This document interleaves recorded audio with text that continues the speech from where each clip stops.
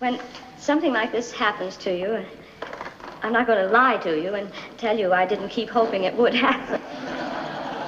All the speeches that you've made up in your bedroom or in the bathtub go out of your mind completely. And you find that out of all the words in the world, just two stick in your mind. Thank you. Hi everyone, and thank you for joining me. In this video, let's take a look at the Best Actress nominees of 1983. Who was nominated, who won, and who should have won.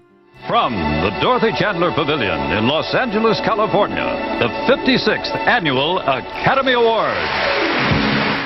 The nominees that year were Jane Alexander in Testament, Shirley MacLaine in Terms of Endearment, Meryl Streep in Silkwood, Julie Walters in Educating Rita, and Debra Winger in Terms of Endearment. Nominated for Best Actress, Shirley MacLaine. It's kind of the most exciting part of the industry, you know. It's the night that it all comes together and you get to see all the movie stars, and it's always exciting. 1983 is not the kind of Best Actress year that is discussed very often or very controversially. But that is not due to the lack of name recognition or quality in this category. Quite the contrary.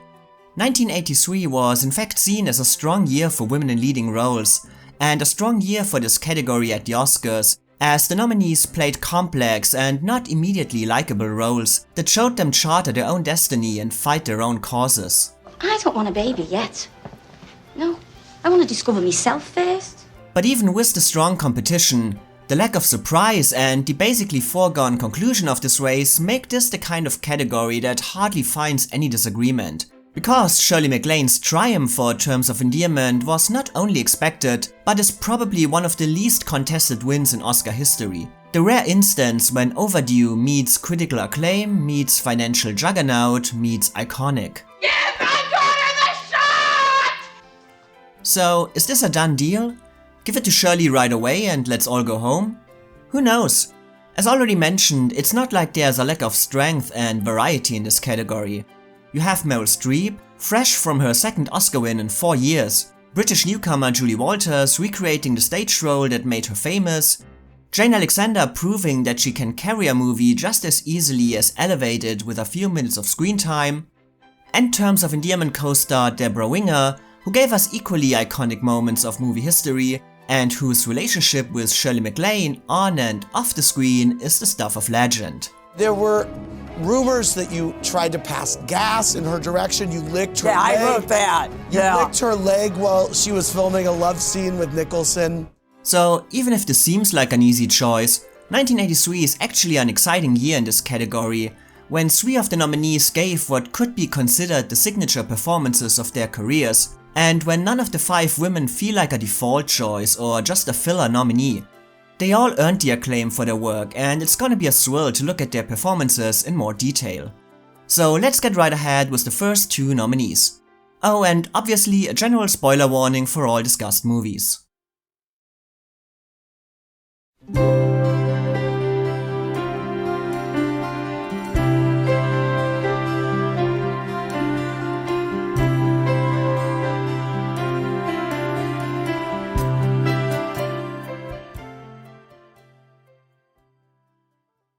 How do you feel about that Oscar that you won a time ago? I mean, for Terms of Endearment, for example, the whole Oscar deal, something you're proud of, you wear it, it'll be with you forever. Academy Award winner Shirley MacLaine. It's like being Sir Lancelot. Sir?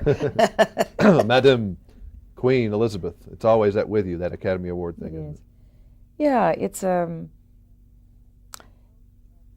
it's a vote of appreciation, confidence, and inspiration from your peers. I mean, there is no real fixing in the Academy. They vote what they feel, what they think. And there's nothing like it. It's like winning a gold medal. When Shirley MacLaine made her movie debut in Hitchcock's 1955 movie The Trouble with Harry, it was clear that she was not another typical starlet. She herself described her early characters and movie roles as pixelated and kooky, but she established herself as a new type of leading actress, equally skilled in comedy and drama, and able to be both domineering and vulnerable, warm and cold. One of my mentors early on in in my work in Hollywood was Billy Wilder. Billy Wilder taught me the science of comedy and the science of the mixture of comedy and drama. And these skills helped her to maintain a career over many decades, outlasting most of her peers from the 1950s. When she appeared in terms of Endearment, it was noted that she used to compete for parts against the likes of Debbie Reynolds, Audrey Hepburn and Elizabeth Taylor, but that none of them was still as active and sought after as her. As the media called it, she had quietly been a movie star for more than 25 years. I'm gonna cry because this show has been as long as my career. Following her movie debut, she appeared in a Best Picture winner, but maybe not in the most suitable role, and then got her first Oscar nomination for Some Came Running, which she also described as the first movie that allowed her to use her signature mix of comedy and drama, but lost the award to an overdue veteran in a critically acclaimed performance on her 5th nomination. Never heard of that. She then stayed at the top with 2 more Oscar nominations in a couple of years and another performance in a classic Best Picture winner. But again, she had circumstances against her, as she lost to another veteran who also had sympathy on her side, and to one of Hollywood's biggest stars in her most popular and acclaimed performance. Just kidding. The relationship between Shirley MacLaine and the Academy then cooled down in the following years. But even beyond the Oscar, she herself was also unhappy with the roles that were offered to her, and she stated that the turning point, which garnered her 4th Oscar nomination for Best Actress in 1977, was the first part in years that had really sparked her interest. However, her nomination did not make a lot of impact in a year that was surprisingly focused on comedies and comedic performances. In the case of Shirley MacLaine, it's obvious that there was not only bad timing, but that the Academy was also selective when it came to her work. She won 2 awards at the Berlin Film Festival for Ask Any Girl and Desperate Characters, she received attention for her performance in the multiple nominated Being There, and Golden Globe nods for various other performances, but none of them garnered any interest from the Academy. Oh, there's Shirley MacLaine. There's a talent that's rare. If you like juvenile delinquent hair. So what would it take for Oscar voters to honor her? After all, being overdue can lead to a win, but if the circumstances are not right, you can also go home empty-handed even after decades in the business. I thought Lauren was going to get it. And of course there's the question just how much time remained for Shirley MacLaine to get an Oscar-worthy role in an industry that thinks women disappear at the age of 35. And following the turning point, things did indeed slow down again. But only in part due to the lack of good female roles for women her age. The main reason for staying off the screen was that Shirley was awaiting an opportunity that she knew could change her life forever. I apparently said to him, this could really be important. It seems fitting that a woman who is so well known for her spiritual belief in reincarnation would get the ultimate role of her lifetime at an age when many others most likely had already written her off. But Aurora Greenway, the colorful, witty, multidimensional widow and mother whose stormy relationship with her daughter causes them both to grow, is now the signature role of Shirley MacLaine's career and immediately entered the canon of iconic movie performances. Excuse me, it's after 6. You can give my chipmunk the paint shot now. Get my daughter the shot! Hey, do you remember in Terms of Endearment that scene where Shirley MacLaine is in the hospital and freaks out because they won't give her daughter a shot? She got that from me and she toned it down a little. So once again, I'm looking for my daughter, Rory Gilmore. Get my daughter the shot! Give my chipmunk the shot! Give me my husband's bill! I'm sorry, Mrs. Walker. There you go. Thank you.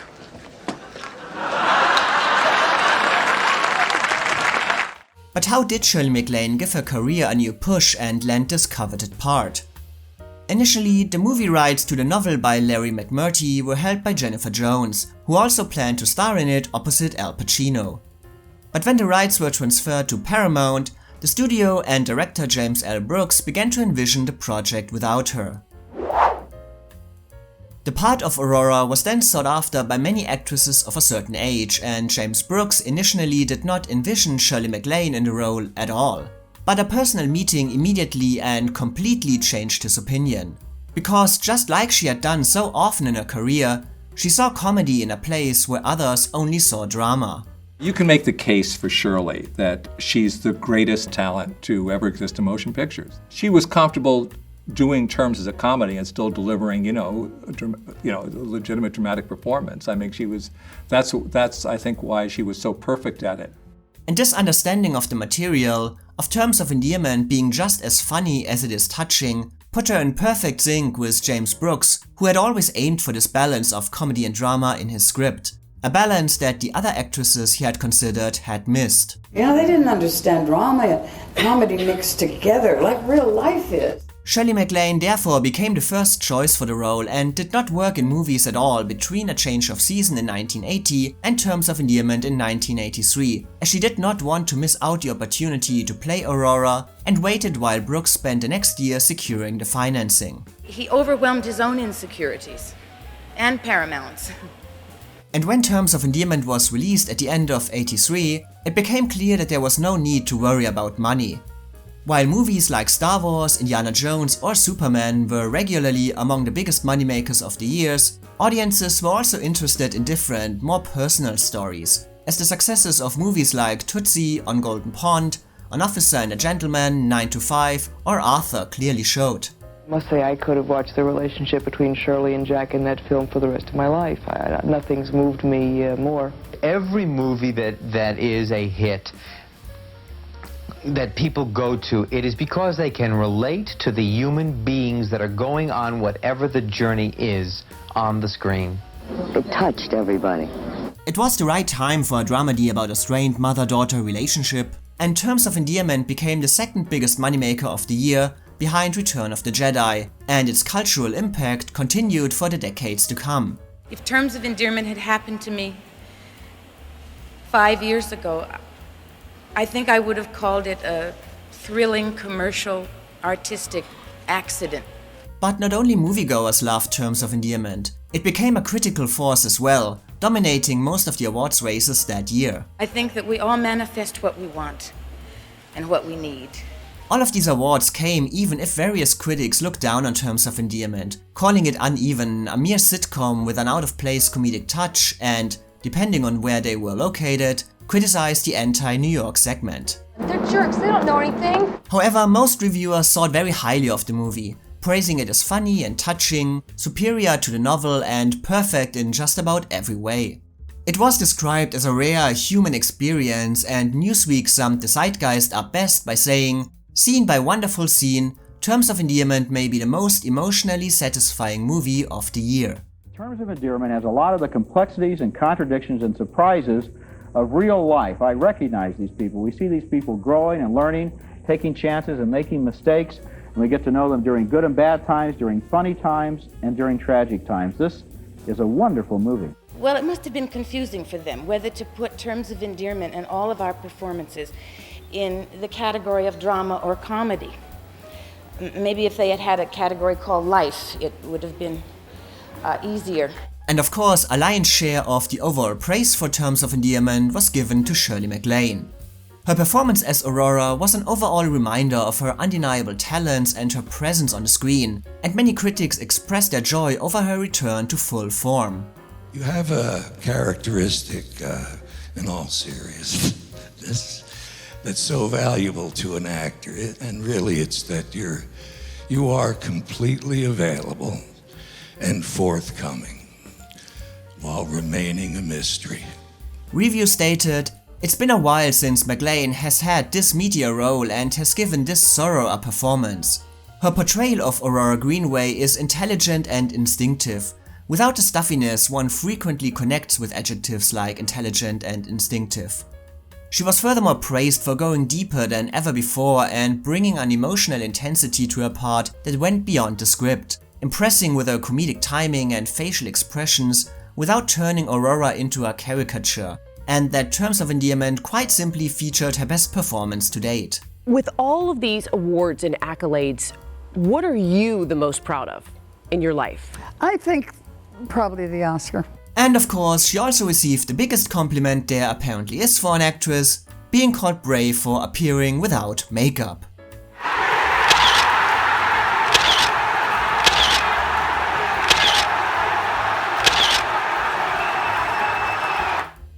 And with all this praise and success, it's no surprise that this time, Shirley MacLaine became an undeniable frontrunner in this Oscar race.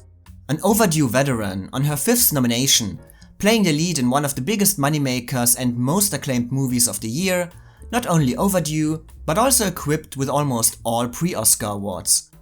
Yes, this all came together as a perfect storm for Shirley MacLaine.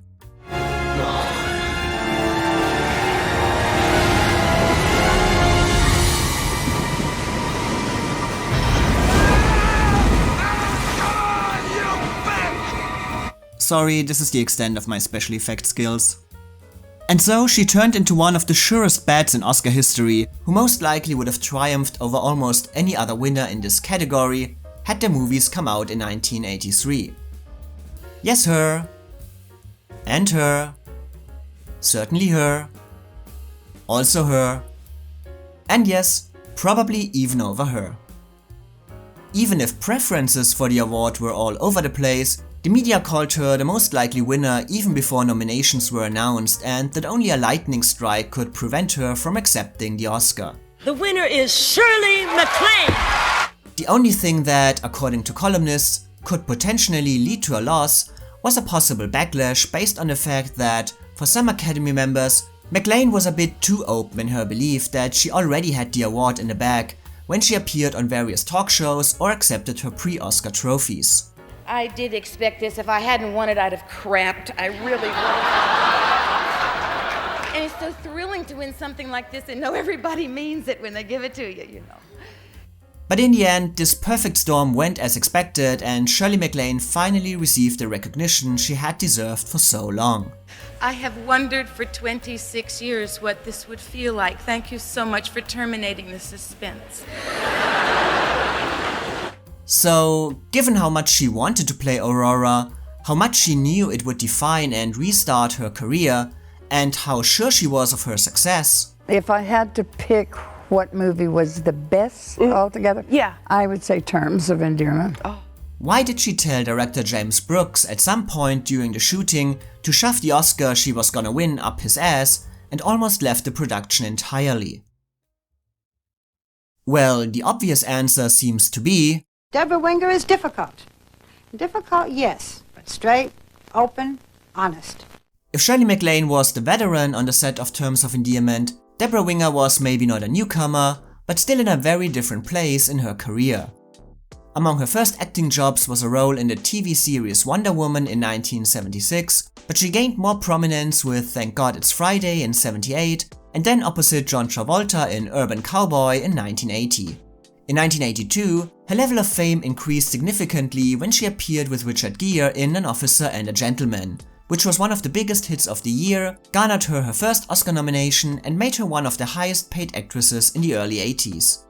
So she not only brought obvious talent to Terms of Endearment, but also necessary box office appeal.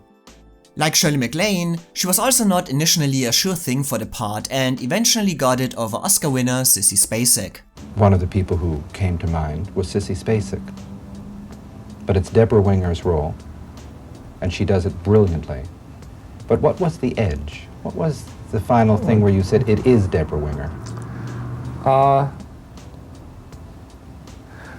It's hard to respond to, because the truth of the matter is that a few things could have happened on one day, and it could have been Sissy Spacek. There was no, I don't want to make it feel like she was rejected in any way for the part, because that's not true. At various times, the choice was another way, and at times we each started to choose different things. It never, in other words, the day that Sissy woke up and wanted to do it, and the day that I was wanting her to do it, never happened on the same day.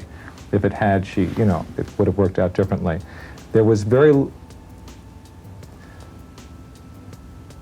it was an impossible choice, and I don't know how interesting a discussion it is, about these two women.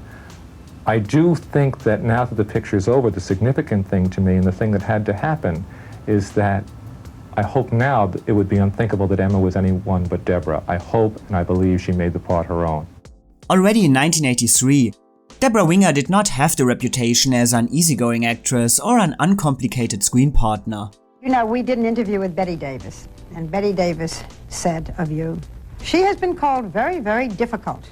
And that is just the beginning of success. Until you are called very, very difficult in Hollywood, you are really nobody at all. I think that may be true because I've learned what difficult means. And being called difficult is great in a way. It keeps weak people at arm's distance. You know, if someone's afraid of difficult, they don't mess with you. And you don't have to worry about those people. It already weeds out, you know, a lot of people that you don't want to work with anyway. In interviews in 1983, Shirley MacLaine stated that she never heard of Debra Winger before, but wrote in her biography that her reputation for being difficult preceded her in every film. But that was true of just about anybody who was any good and who cared about the work. What do people mean? What do directors or producers mean when they say you're difficult? You're pretty much going to get aligned with the body, you know. When someone is called difficult, it usually means that they're hardworking. And granted, make some errors in judgment. But I don't see that as a fault. I'm not afraid of being called difficult anymore. As already mentioned, the reports of the feuds between Shirley MacLaine and Debra Winger during their time on Terms of Endearment have almost reached a legendary level. Was any of that true? You mean you want to just go in there and say, is there something true in there? Yeah. There's something true in there. There's something true in there. And of course, it's difficult to judge these stories. Obviously, many actresses have been labeled as difficult simply for not acting in a way women are expected to behave, and stories of on-set feuds always tend to get exaggerated over time. Debra Winger herself later stated, "I had this reputation for being difficult. But would a man have suffered the same accusation?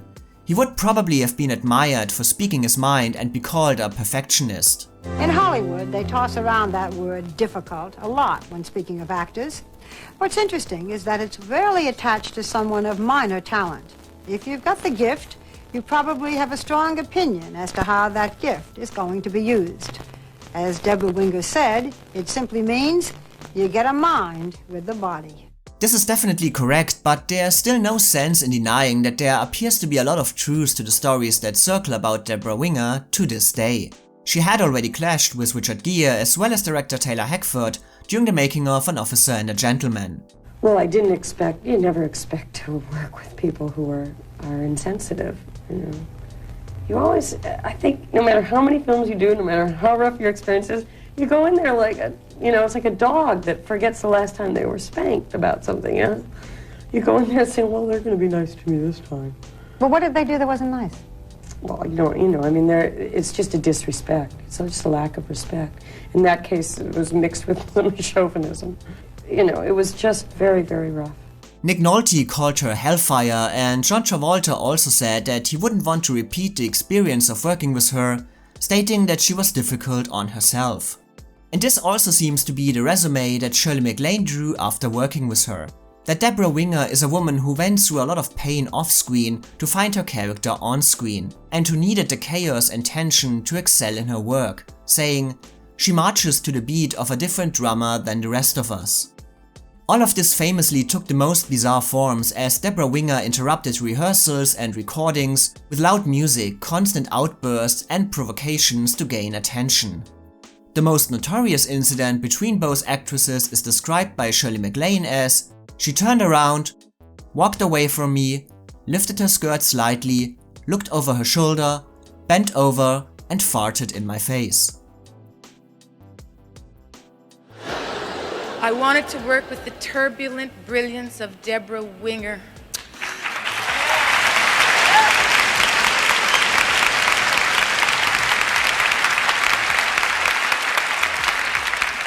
She literally inhabited the character so thoroughly that I thought for 4 months I had 2 daughters. Debra Winger herself later admitted that she had problems with her temperament and drugs in her past, and her erratic behavior seems to have been as difficult as legend tells it. You know, there were a lot of things that I feel I had to do to keep from being made into a thing, and by this business and, you know, by certain things in life. However, it would be wrong to lay all blame for the tension during the making of Terms of Endearment entirely on her. The media obviously likes to frame this as the typical diva versus diva story, but the chaos on the set of Terms of Endearment actually went beyond the tension between both actresses. I don't know, I just got in trouble, I have fun, I say what I want, I don't mean any of it, I don't hate anyone. No, but you've had a reputation, though. I mean, I have such a reputation. You have, on the one hand, a reputation that you didn't get along with certain people like Shirley MacLaine. On the other hand... But where do these things... That maybe wasn't true then, because I think a lot of people still think that their relationship was... Well, I don't want to just... people have fun. Because the reason why Shirley MacLaine almost left the production was not Debra Winger, but director James Brooks, who had banned her from watching the dailies in the screening room and later humiliated her in front of Paramount executives. But more than that, he and Debra Winger had formed a strange connection that led them to constantly engage in battles and shouting matches. Brooks, like Debra Winger, needed fighting, struggles and chaos to be able to create, and therefore actively participated in it. Shirley MacLaine said of him, "He is shrewd, caring, and possessed of a certain take on human nature that celebrates the defects in us all." It was a very tough shoot. Oh my God, I left. But why? Because it was emotional, or it was just disjointed? Chaotic. I truly went to the airport. and I did. And I didn't like how the behavior was going. It wasn't pro. But it was Jim's first time out. He is brilliant, and he's totally nuts. And he has this incredible intelligence and sense of dramedy. And he likes working with tension on the set. Now, you can't do that with Jack, because if you're going to go head-to-head with Nicholson, no choice. It was hard for me. It was hard for Debra. It was hard for Newsman. What's his name? Jeff James. Unbelievable. Wonderful guy. Hard for everybody. And, that's his reputation. You know that going in, and you've got to get prepared for, psychological absurdity. Both Brooks and Winger therefore created tension on the set as part of the artistic process. A process that Shirley MacLaine, despite 30 years of experience, could not comprehend or handle. You're a spectacle! I am not. Brooks constantly tried to throw her off balance, either by telling her to drop her Texan accent a day before shooting, or telling her to either gain or lose weight for the part, apparently hoping to get a better performance out of her that way. I was going to talk pretty much like a Texan. I had the whole thing down. I had the wardrobe done, I had the hair done, and the night before, I was going to talk with this kind of sharp tonal quality. Yeah. And Jim changed it the night before, the director. And he said, no, I think maybe she's from New England. She's from real good New England stock. Now when James L. Brooks did that did that cause some tension?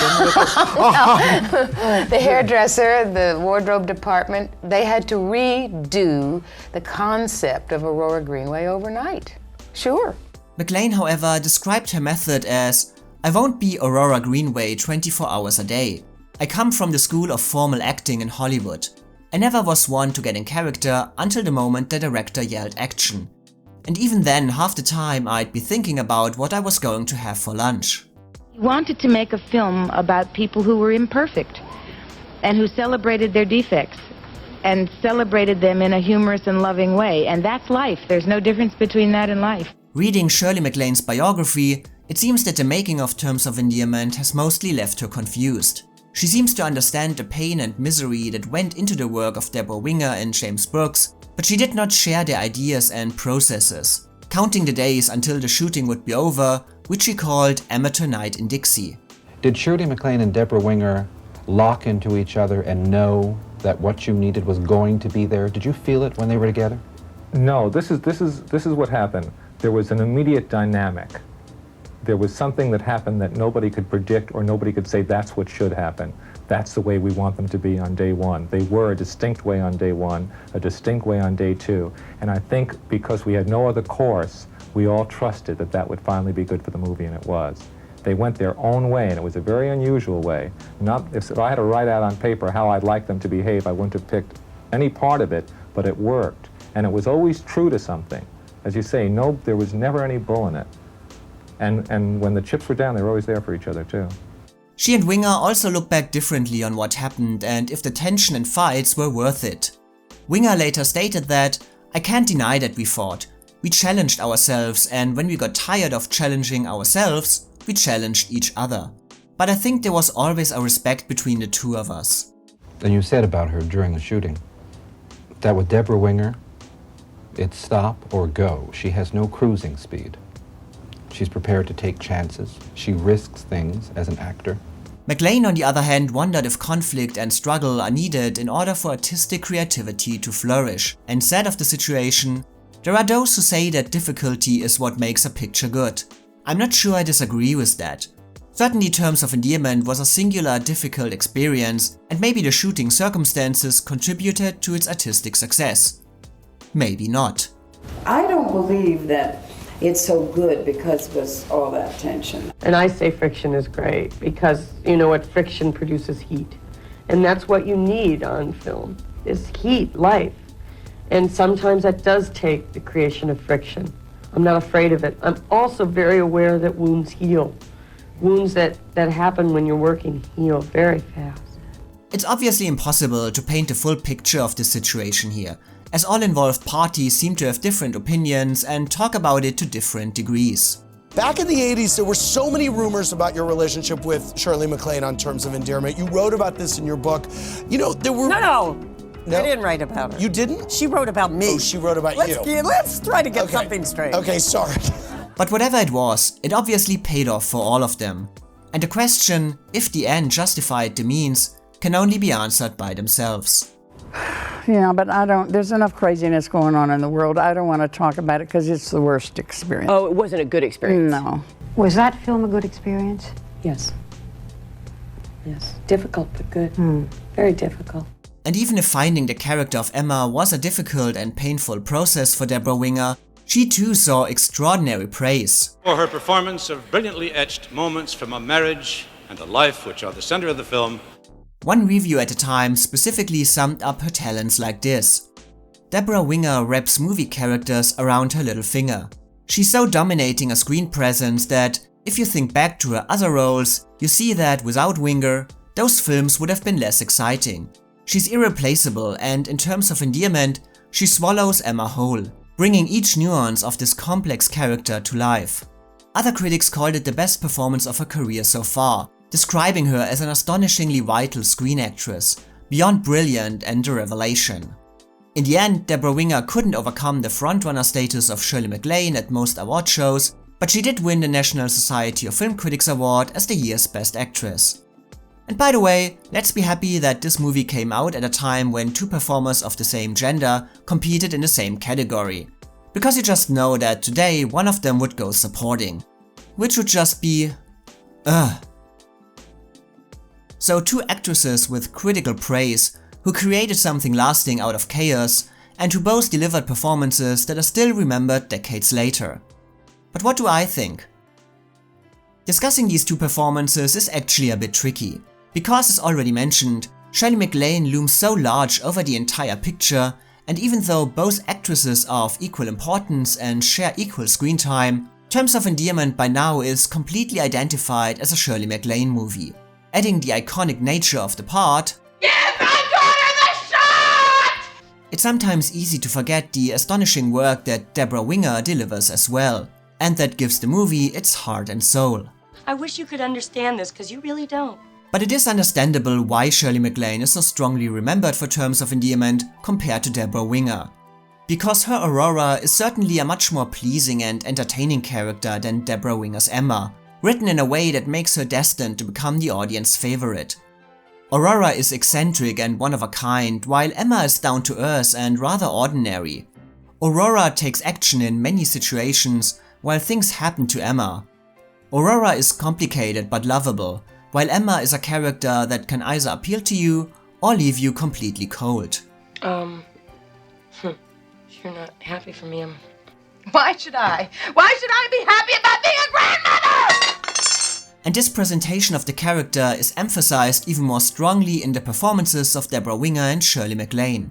Because if Terms of Endearment is a successful mix of comedy and drama, this is mostly due to Shirley MacLaine, who, as already mentioned, is a master of portraying these two different styles almost at the same time. Give my daughter the shot!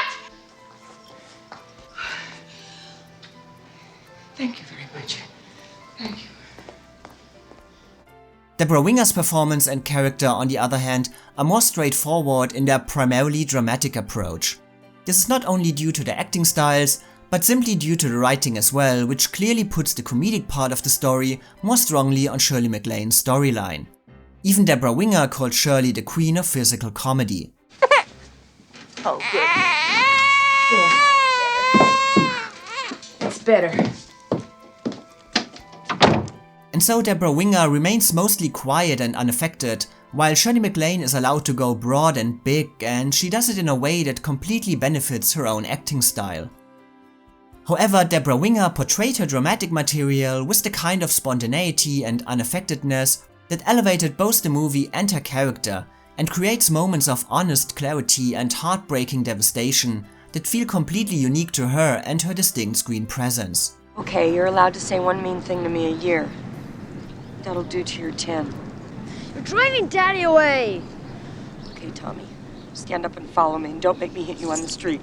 Both actresses therefore complement each other perfectly, but they also succeeded separately in their own ways, even if one of them succeeded more than the other.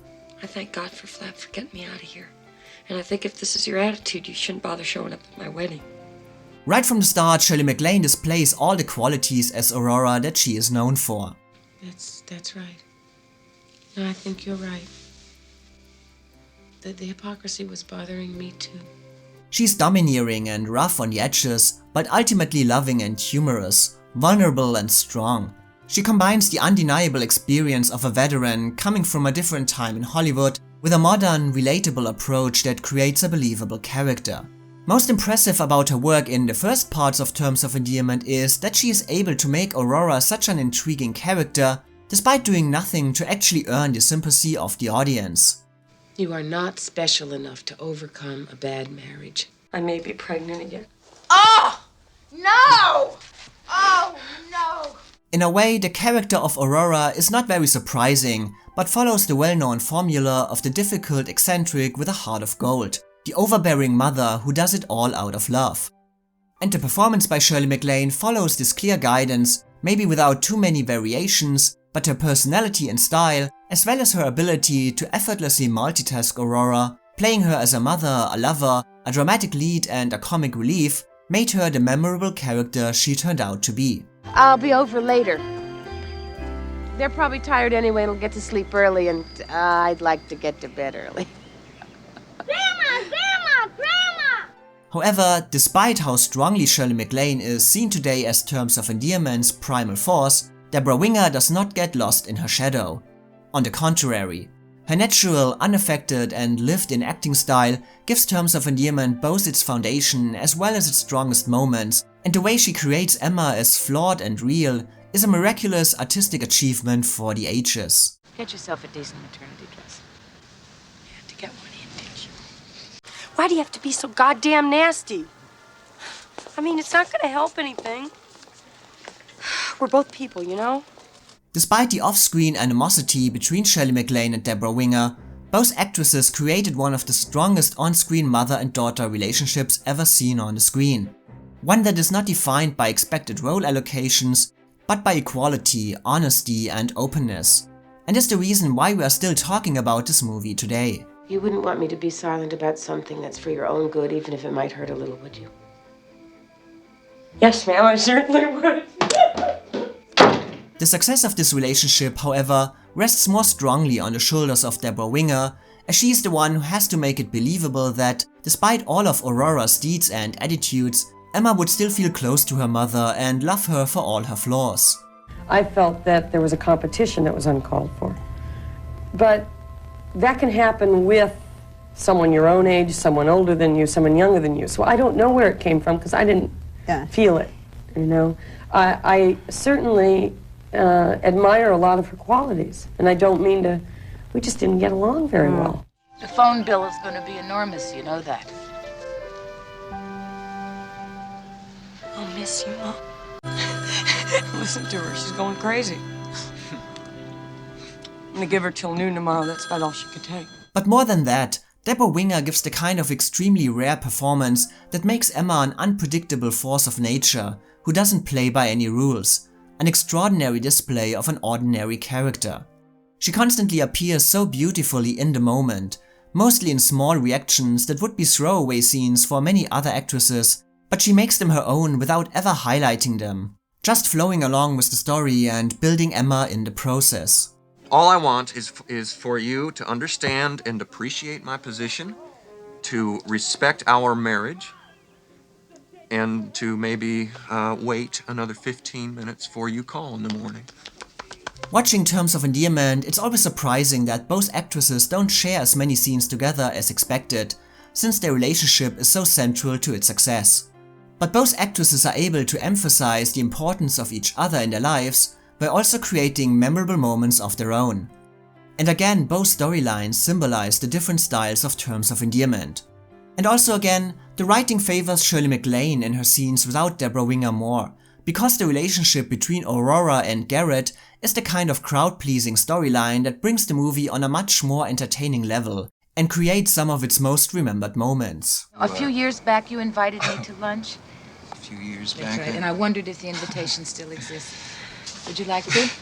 I mean, I just didn't want you to think I was like one of your other girls. Not much danger in that unless you curtsy on my face real soon. Garrett!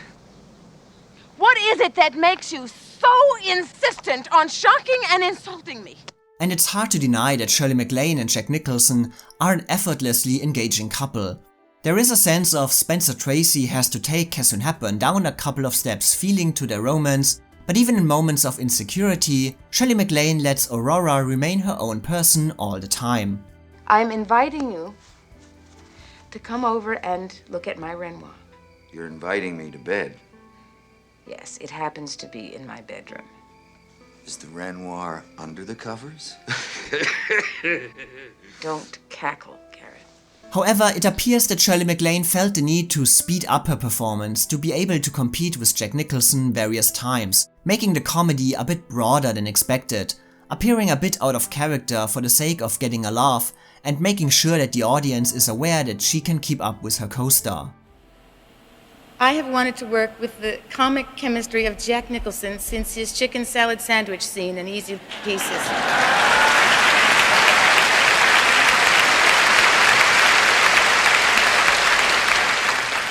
And to have him in bed with such middle-aged joy.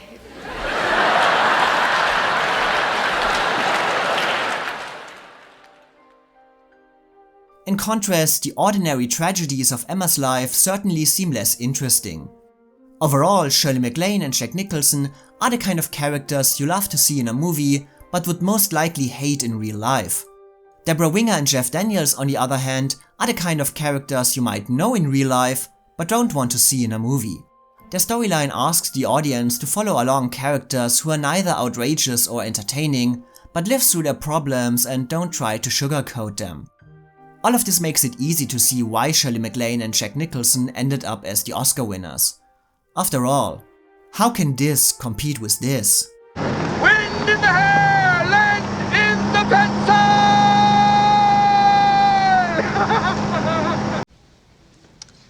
I gotta pick up my kids at 5. Oh, okay.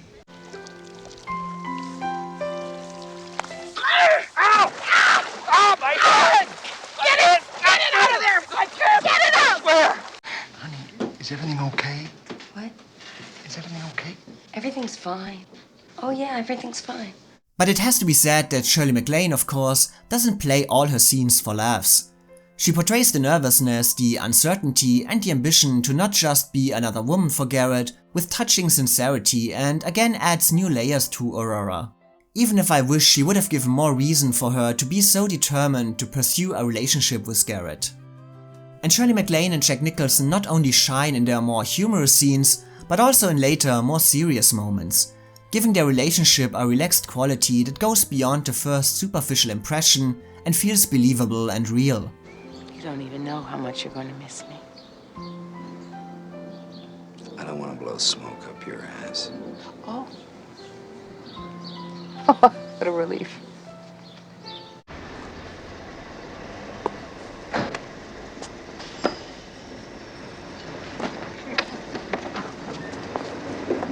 And by the way, Let's give a cheer that Shirley MacLaine was actually allowed to play a woman beyond 50 who experiences and enjoys sex in a completely new way. By 1983, Best Actress winners were obviously allowed to be more sexual than in the 30s or 40s, but this experience was mostly denied to actresses of a certain age. Julie Christie, Glenda Jackson or Jane Fonda could be more daring in their work because they had youth on their side or treated the topic with much more seriousness. Author E.N. Kaplan wrote in '83, "Aurora opens up a new space in terms of being an older woman involved in sexuality, as the movie doesn't judge her for enjoying the affair and also creates no jealousy or competition between mother and daughter." And so, at the age of 49, Shirley MacLaine was allowed to do this. I found that sex is so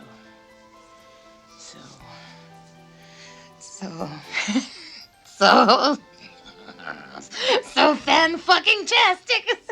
So yay for her. The chemistry between Debra Winger and Jeff Daniels and Debra Winger and John Lithgow is drastically different to that of their co-stars. Debra plays Emma in all these private moments with disarming honesty and apparently without ever doubting her own motives. Look, I want to do this. I'm glad that I don't know whether or not Flap's been with someone else. I'd hate to think that I was doing this just to get even. Even at the end, she doesn't do what would be expected, admit to her own affair as she judges her husband for his. It doesn't make her lovable, but it makes her real, and Debra Winger realizes this with the greatest effect. I'm so glad we're talking. I just am. It just means so much to me that we can still feel like this, so much. Debra Winger also handles Emma's realization of her illness with heartbreaking honesty, and she delivers some of the most unforgettable moments this category has ever seen. I know what you're saying. I have to figure out what to do with my kids.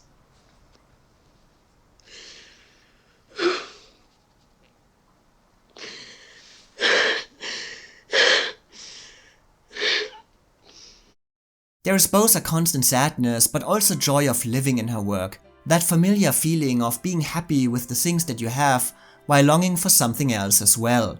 Debra's face and eyes can communicate a kaleidoscope of different emotions and feelings with the most subtle changes, and it's impossible to forget her story and fate. If you see Flap, you tell him that his wife and his baby went to the doctors to get their flu shots, all right? Why don't you do that? In her final moments, she doesn't ask for sympathy or tries to bring everything together to a satisfying conclusion for the audience, but remains true to both Emma and the situation, showing how, even in saying goodbye, certain relationships cannot be healed from one moment to the next. I'm sorry about this, but I can't help it. And I can't talk to you for too long or I'll get real upset. I was so scared, but I think it went really well, don't you? Yeah.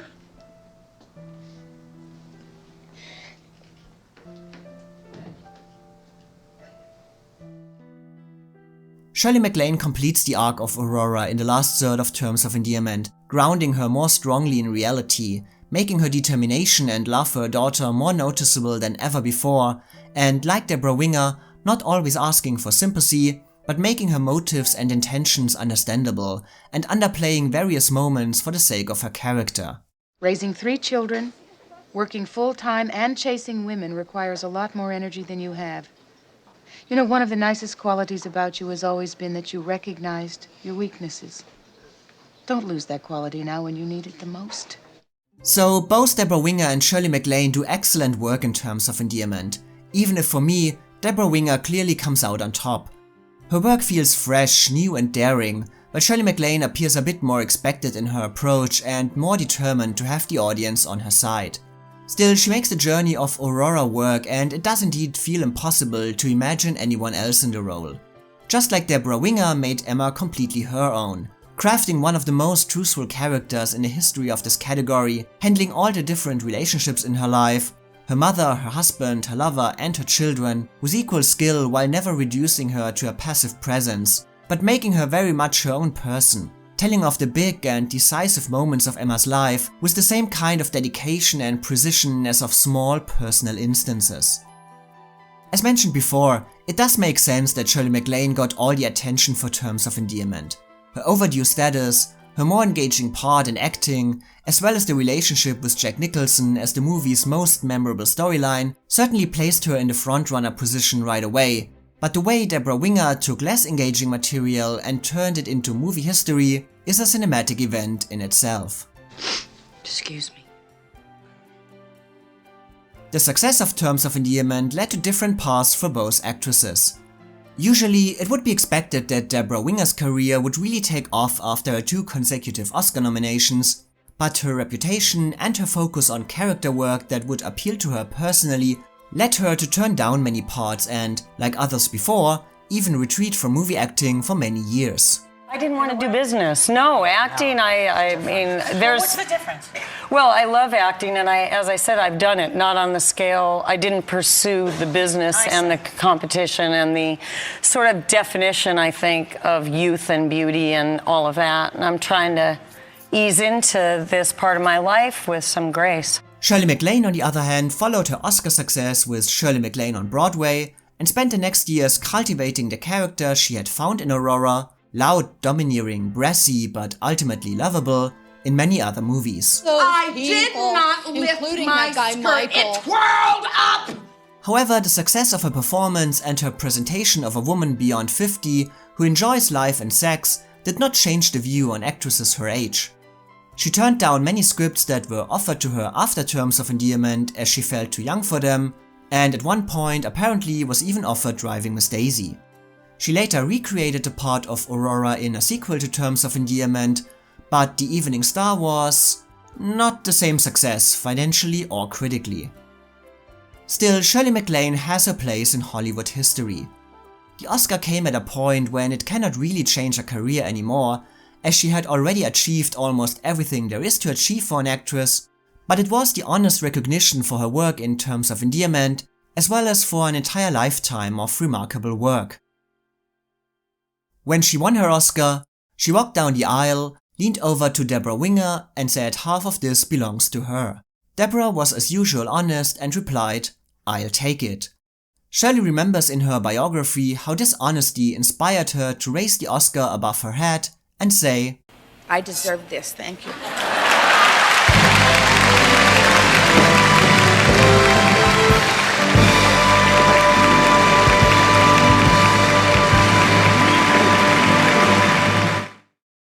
Now let's move on to the next nominee.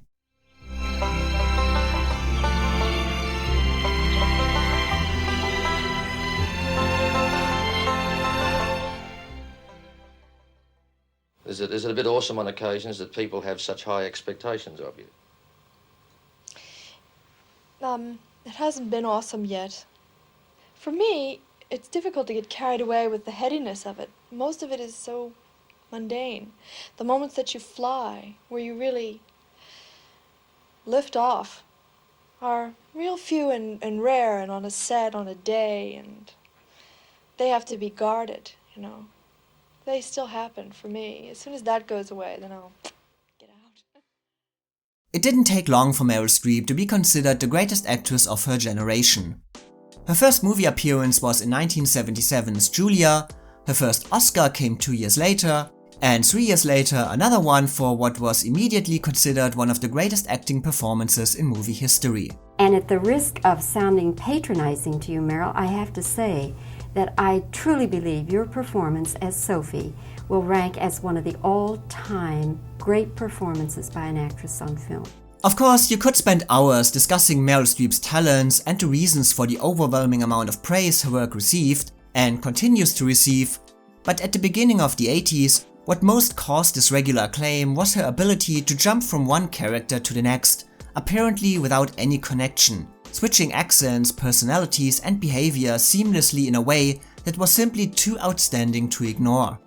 She started in supporting roles that already displayed her talents to go deep into the mind and soul of another person, but her switch to leading parts, beginning with The French Lieutenant's Woman, sealed her reputation as the most relevant and versatile screen actress of her generation. She switched from the dual role of an American actress and an English outcast to a Polish Holocaust survivor, and only a few years into her movie career, she had already reached the top. And she would stay there with her next performance. As a blue-collar woman whose growing social and political awareness brings knowledge, passion, and ultimately her own defeat. On November 13, 1974, Karen Silkwood left a meeting in Crescent, Oklahoma to meet a reporter from the New York Times. She had allegedly incriminating documents with her that would prove that her employer, Kerr McGee, was operating its nuclear plant under unsafe working conditions. Only 7 minutes later, she was found dead after her car had gone off the road. While the official story is that she fell asleep under the influence of alcohol and sedative medication, rumors about Karen Silkwood having been murdered persist to this day. Karen Silkwood, an employee at an Oklahoma nuclear facility, was on her way to meet with a reporter from the New York Times. She never got there. Plans about turning Karen Silkwood's life into a movie were developing basically right after her death. Producers Buzz Hirsch and Larry Kano spent years securing the rights to the story, talking to people that knew Karen Silkwood personally and trying to get interest in her life by Hollywood studios. While researching, they were sued by Kerr McGee to reveal all their documents, tapes and transcripts, which then led to a relevant court ruling by the US Court of Appeals that granted filmmakers the same First Amendment protection afforded to print journalists, and Kano and Hirsch could continue with their project. These legal problems delayed the production, and both Jane Fonda, who would do the China Syndrome instead, and Warner Brothers dropped out of Silkwood. The Los Angeles Times called the project hopelessly mired in legal controversy, and there was doubt if the story of Karen Silkwood would ever be seen on the screen. The making of the China Syndrome added to this holdup, as studios wanted to wait and see how audiences would react to stories about the danger of nuclear energy. It will start with a tremor in a nuclear power plant. Where it will end will depend on 3 people. Then everything changed in 1979 when Meryl Streep became involved in the project. Her agent Sam Cohen also connected some of his other clients with Silkwood, including Nora Ephron, Mike Nichols and Cher. The shooting finally almost began in early 1982 when Meryl Streep told Hirsch and Kano that she would do Sophie's Choice first. But only a couple of weeks after Meryl Streep completed Sophie, the production on Silkwood could finally begin.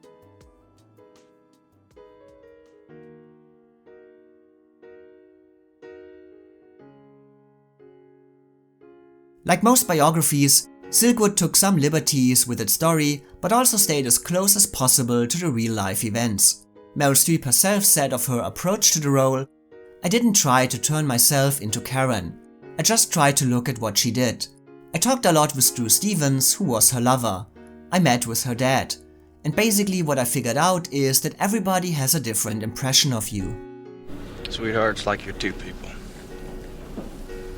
I'm in love with one of them. But the other one's just a real pain in the ass. These different impressions also surrounded the discussion about Karen when Silkwood was released in December 1983. As one newspaper put it, was Karen Silkwood a martyr of the anti-nuke movement or a promiscuous, disgruntled drug user who tried to manufacture evidence against her employer?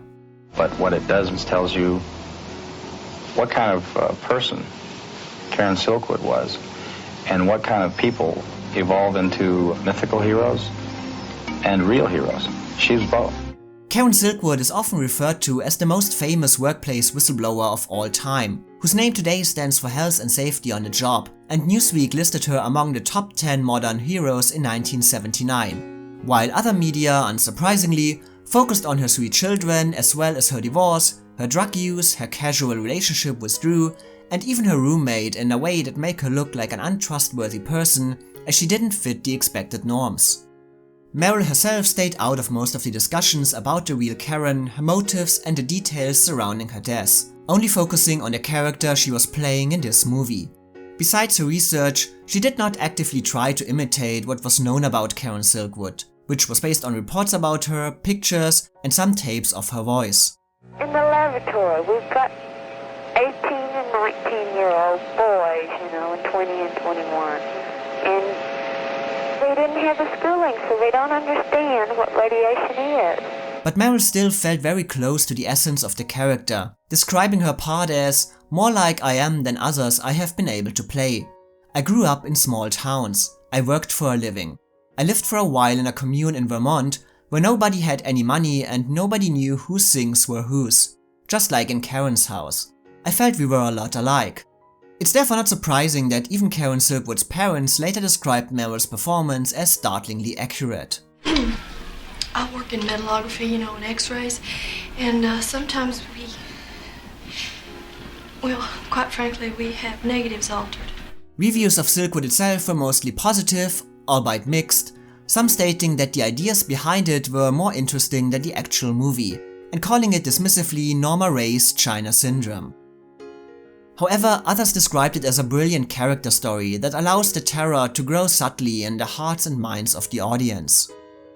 And the presentation of Karen Silkwood as a multidimensional person that defies preconceived ideas about her character, making her neither an anti-nuclear saint nor a drug-addicted troublemaker, was warmly received.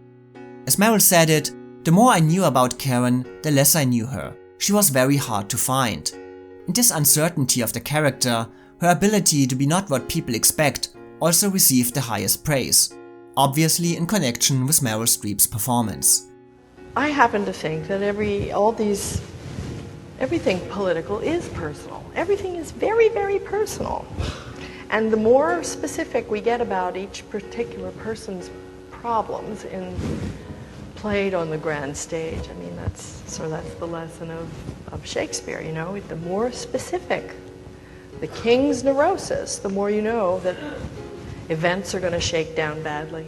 Some critics maybe noted that it became almost tiring of praising her work, but Meryl Streep again displayed her talents with a shatteringly effective and utterly realistic performance, a brilliantly faceted and subtle portrayal that again showed her incredible range.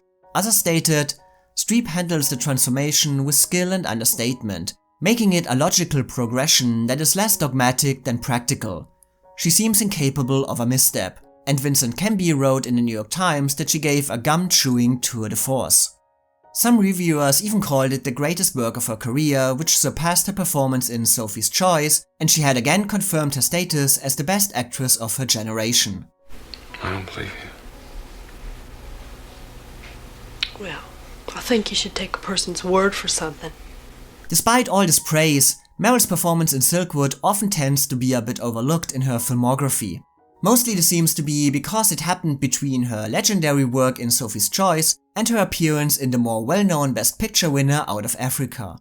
However, not only critics but also her fans often regard Karen Silkwood as one of the best performances of her career and some of her most natural and unaffected work. And that's an opinion I can agree with. Let's not have a fight now. Okay? Okay. We can always have a fight later.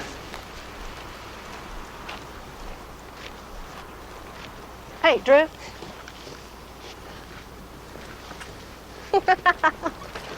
Seeing Silkwood today means that one of the aspects that astonished critics in 1983 is missing. Her versatility in flawlessly jumping from Sophie to Karen and creating two completely different characters in such a short amount of time. Obviously, the versatility of Meryl Streep is by now self-evident, but even without considering the role in the larger context of her career and simply on its own, it is an extremely effective, three-dimensional and natural performance of a woman going through significant personal change without changing her personality. Yeah, you know it's terrible what they do when they scrub a person. I've been through it. It ain't so bad. Did she have just external or was it internal? Just external, they said. Well, did they give her a nasal smear? That's how they tell about the internal. No, I don't think so. Shoot, I knew that. Why didn't I think of that? They should have given her a nasal smear. Well, you can't think of everything. Oh, they didn't even give her a nasal smear. Why are you so interested? Huh? Tell me that. Why are you so interested all of a sudden? From her first moment on screen, Meryl Streep beautifully adapts to her surroundings. She never comes across as a movie star who dropped onto her set, nor does she appear to try too hard. Instead, she naturally fits both into Karen's home as well as her work environment. Put it on, Oh, my Lord, Curtis, it kill me. I want to know what one of them little bowls here. Here's your piece. Oh, goddamn, this cake is just...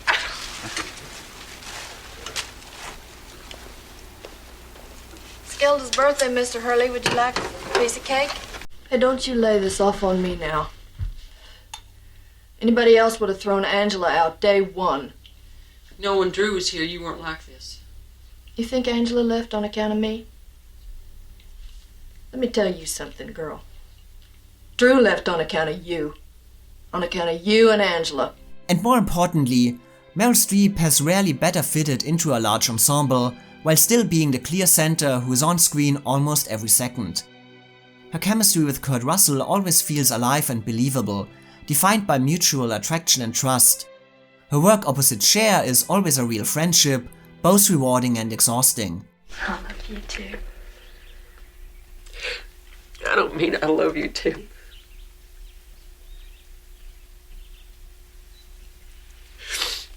Oh no, that's not what you mean. That's what I mean. Hell, we could have kids of our own. We love each other.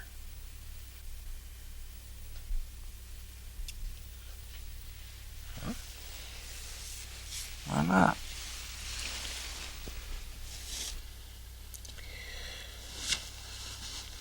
They wouldn't come out right. Hell, I didn't come out right. You came out okay. But more than that, she also makes it believable that Karen has spent years in the nuclear plant and has different levels of friendship with everyone there, and she is able to switch between these moods effortlessly. Thelma, your hair looks different. You gave my daughter my good wig. Her hair's falling out. They give her them treatments. Oh, yeah. I'll switch with you. Don't tell Curtis here. You mean Curtis still doesn't like me? Oh, you know how he is.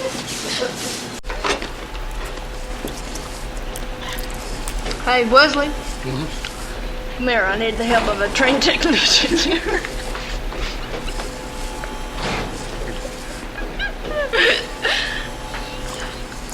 We'll put it back in. Hey, Georgie. Furthermore, the characterization of Karen is always consistent and comprehensive. Meryl has the wonderful gift to portray a woman who might not understand but is still aware that different things she sees might be wrong. What would he know? He's a vet. That's what he was trained at. Thelma, you're okay. There is no internal contamination. Meryl doesn't give Karen more layers than necessary. She's an honest, straightforward person, but the result is still complex and full of depths. And this is another aspect that makes Meryl's performance so special. She's able to portray the change that is going through Karen, the slow realization of what she feels must be done, but the viewer constantly understands that Karen is not able to comprehend the bigger picture. As much as you sympathize with her deeds, this statement feels sadly true. I know what you're doing, and you're the wrong person to be doing it. Meryl's performance seems to work around this entire sentence, making the ambition and good intentions of Karen clear, but never denying her inability to fulfill them in a way that not upsets her co-workers or even endangers her own life. You monitoring yourself, Yes, Karen? Georgie. I hope you write it down in your little notebook every time you don't, along with the stuff about the rest of us. Oh, no! Damn it!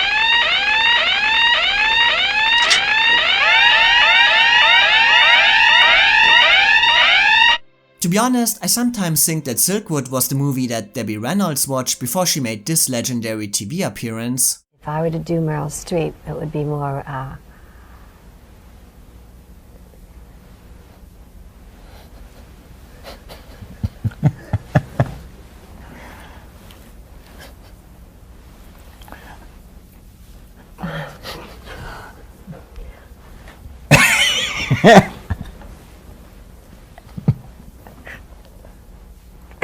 Because yes, Meryl emphasizes her presence every second she is on screen.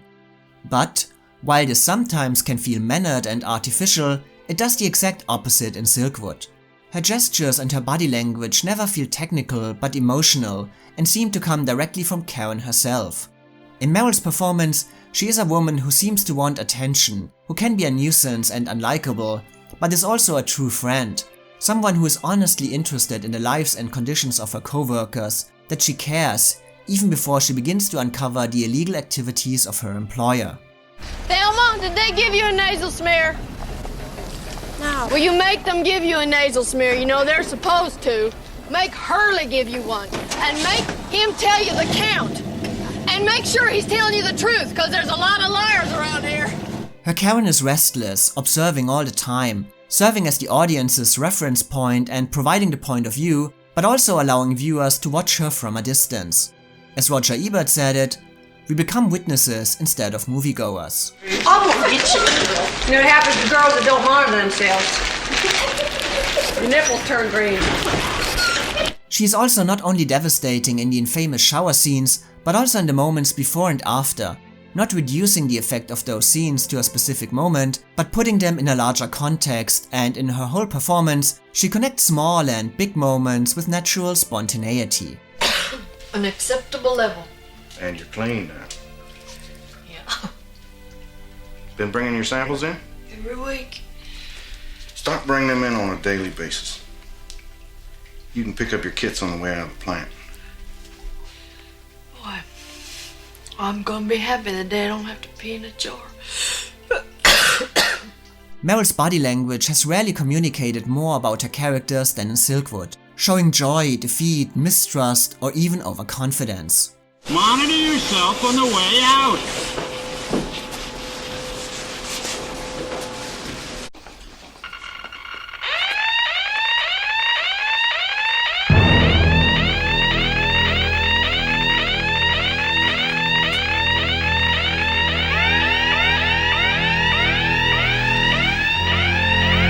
As already mentioned, Meryl has especially great chemistry with Kurt Russell and Cher, and she manages to continue Karen's character journey without overshadowing their work. In fact, Cher's performance was singled out by many critics as the highlight of Silkwood due to its unexpectedness, but it worked in perfect sync with Meryl Streep's performance. Maybe we should just quit. Get out of here. Move someplace where it's clean.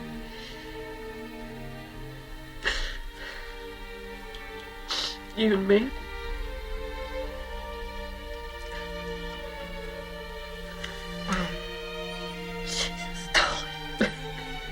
Well. So this is truly one of Meryl's most unfussy and lived-in performances, when she is relaxed on the screen and organically creates a strong, vulnerable, curious, stubborn, lost, and unafraid to be unlikable character. A woman who desperately wants to rise to the occasion but is not able to. Like Debra Winger's Emma, Karen is a character the audience grows close to, and there is pain when she is suddenly ripped away. I'm contaminated. I'm dying. So maybe not everyone is aware anymore of the work of Meryl Streep in Silkwood, but it truly stands as one of the strongest, most natural and memorable performances in a career full of exciting and rewarding work. If many reports about Karen Silkwood paint a black or white picture of her, Meryl Streep's performance captured her in all her colors. So let's take the fear of radiation and nuclear disaster one step further.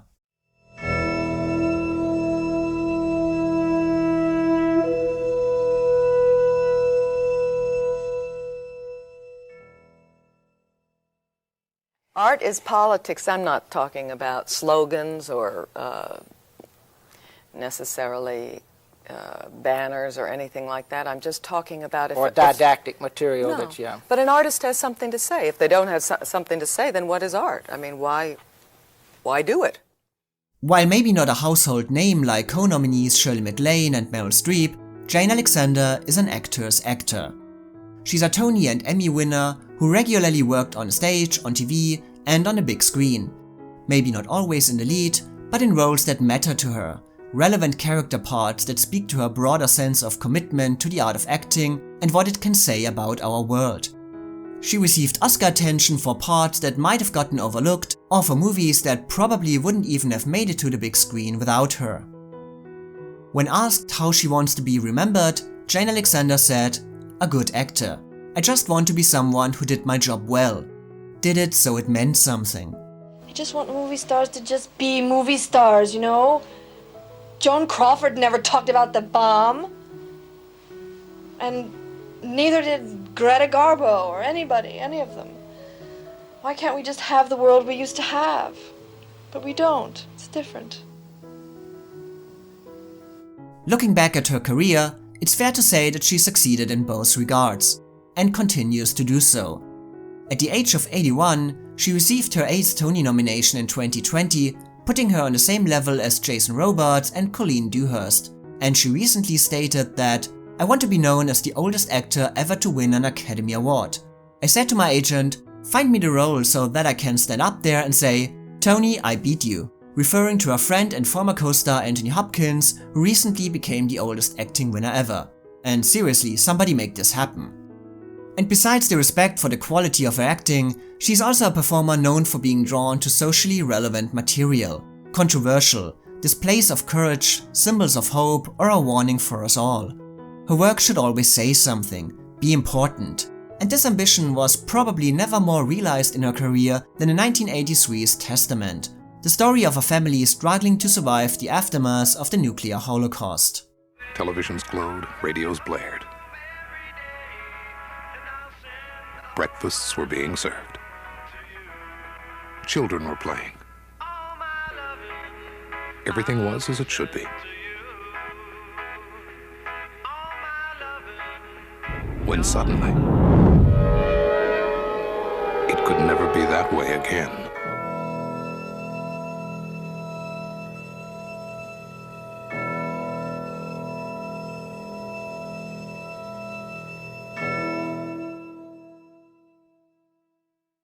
The end of the 1970s and beginning of the 1980s saw the end of the so-called détente in the Cold War, the relaxation of the difficult relations between East and West.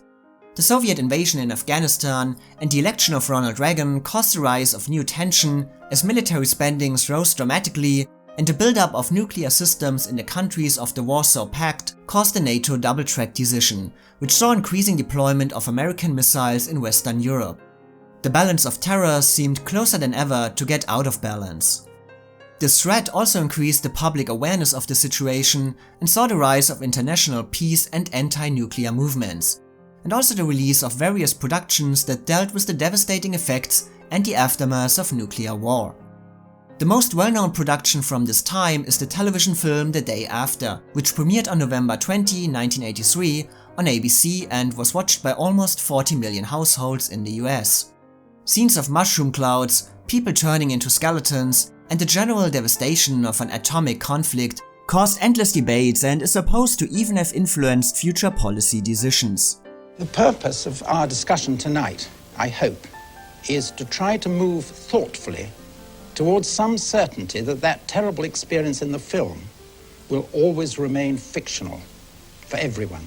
But while The Day After was a big success, critics reacted not too kindly to it, calling it much tutored but disappointing, harsh but unrealistic, with one critic describing it as so awful that one ultimately has to root for the bombs.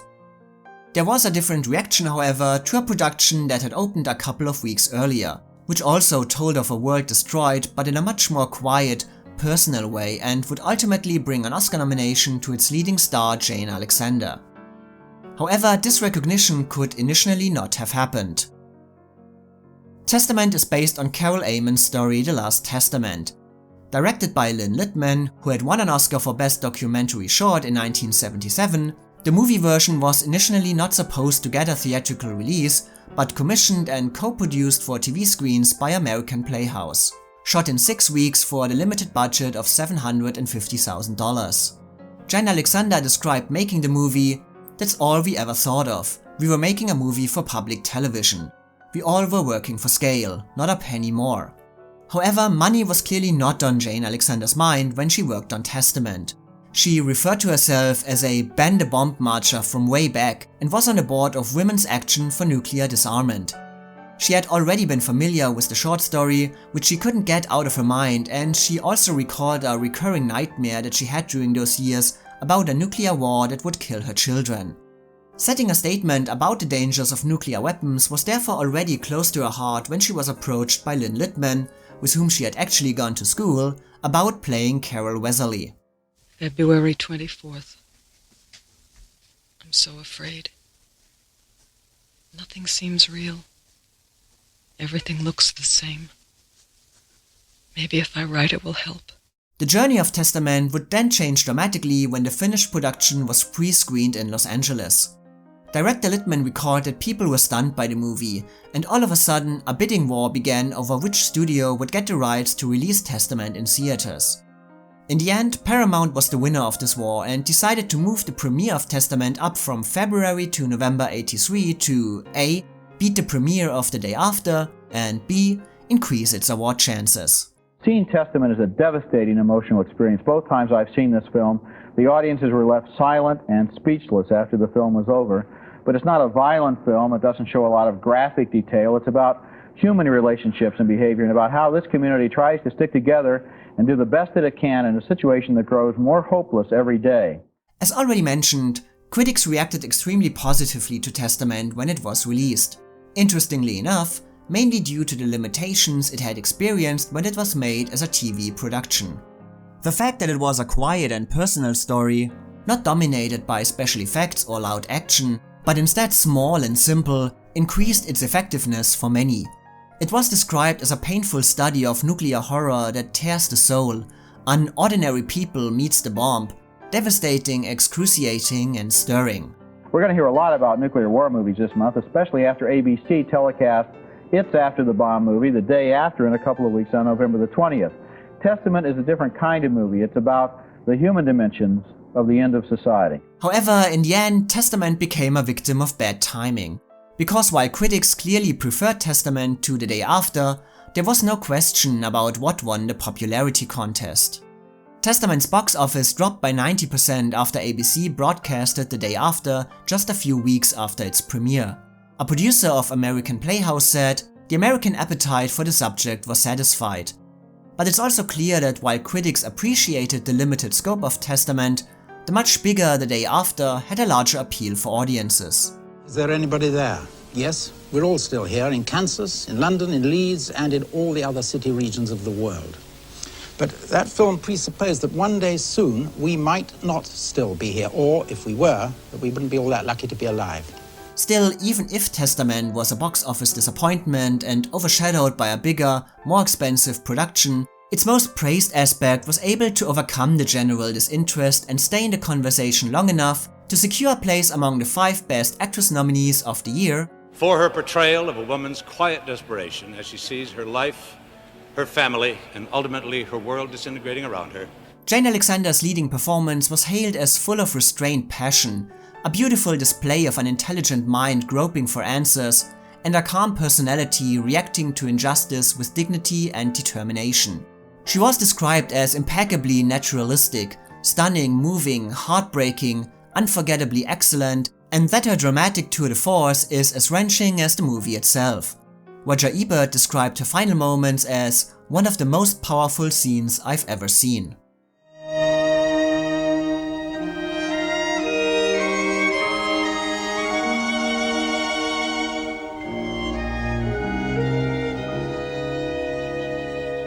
Jane Alexander herself said that her Emmy-winning performance in Playing for Time had helped her to prepare for the role in Testament. "I learned that people in stressful situations, living at a minimal survival level, react the same way. They become numb.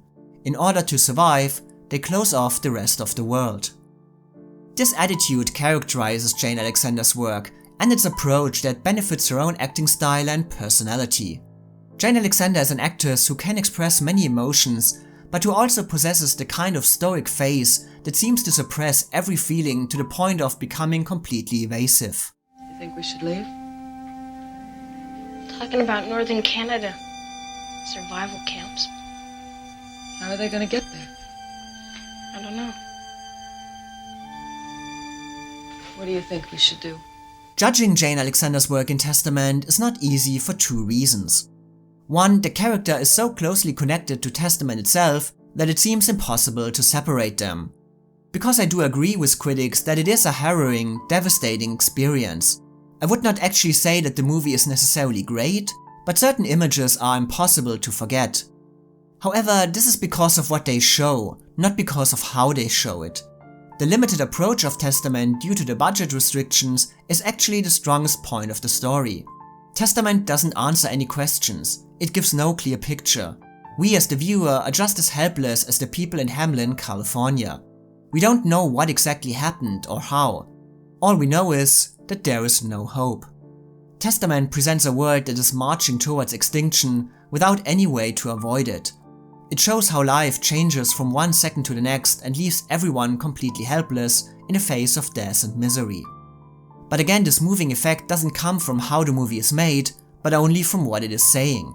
And the character of Carol, a mother who is unable to stop the tragedies around her, becomes the symbol for the suffering, therefore making Jane Alexander's performance almost automatically heartbreaking and devastating. Came to visit me, and all for the sake of my little nut tree.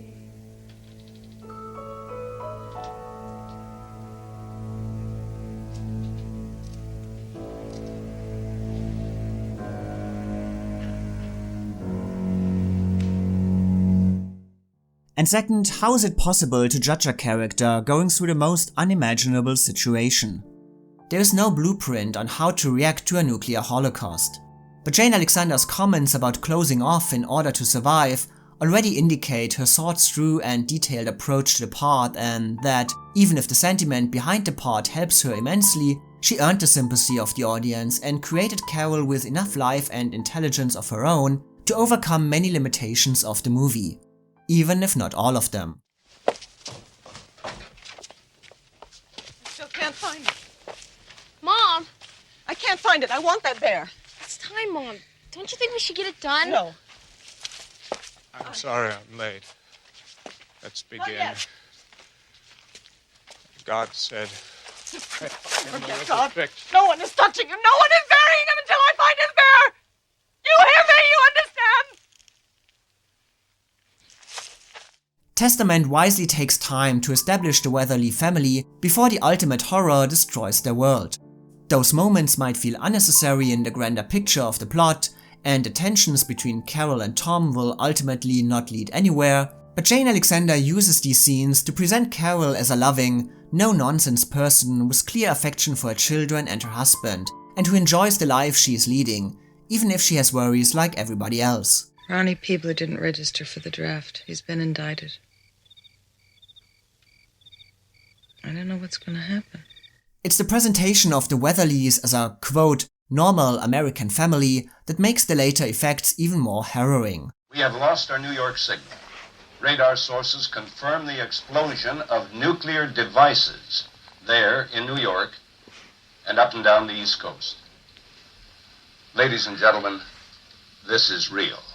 From the moment of the atomic explosion, Jane Alexander plays Carol as a woman who tries her best to keep up a normal life, but who crumbles under the personal tragedies, who makes her exhaustion tangible through the screen, but keeps going as best as she can. Get away from that window. Down the floor. Get down. Get down. Dad? San Francisco? I'm scared. No. Put your heads down. Cover your eyes. Oh, my God.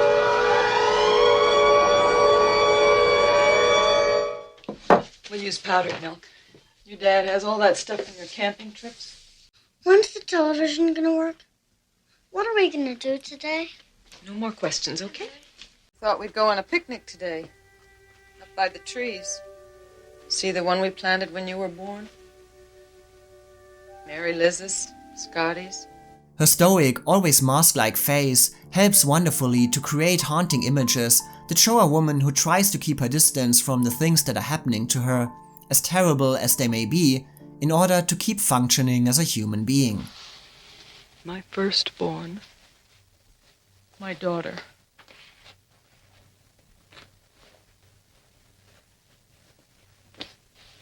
The calm nature of Jane Alexander's performance works very well to balance everything that is happening around her. She is the quiet reference point for the audience, who makes the story bearable, even in its most unbearable moments. Where will you go?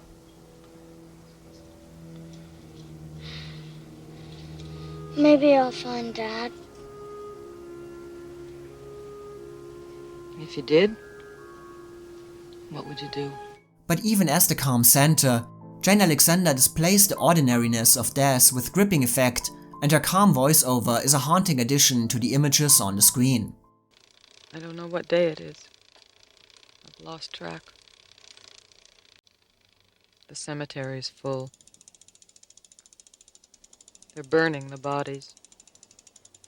The movie in general gets its strongest moments when it focuses on Jane Alexander, as she brings pathos, strength and sadness to her part, referencing moments that the audience most likely forgot. We'd miss thoughts.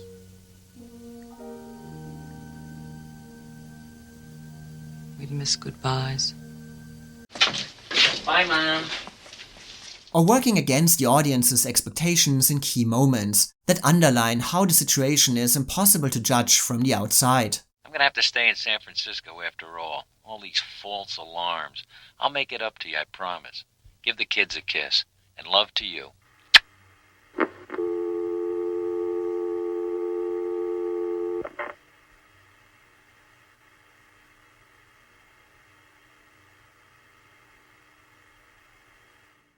Still, it sometimes feels that a bit more progress in Jane Alexander's performance might have made a bigger impact beyond specific situations. Jane's work excels in scenes that focus on her, but occasionally misses a connection and development.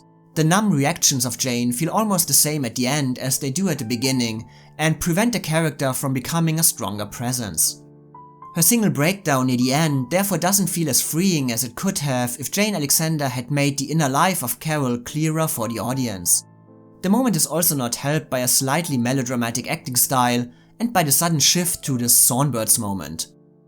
But to be fair, the priest is quite hot, so hot.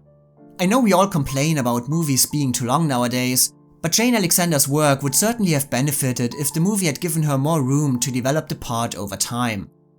Her characterization is strong and benefits the movie, but it would have worked better in a surrounding more interested in her beyond specific scenes of tragedy.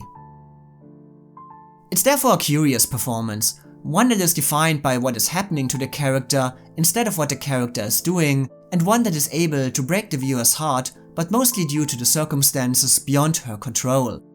Jane Alexander is clearly the best part of Testament, but not the main reason why it works so well. Still, within the limitations, it is an outstanding portrayal that played to her greatest strength as an actress and leaves an unforgettable impression. When you love someone, you want to be as close to them as you can get. You make love, and you feel almost like the same body. Like it was intended. Despite the hopeless tone of Testament, Jane Alexander described it as a story that doesn't leave us without hope. It's a story about family love.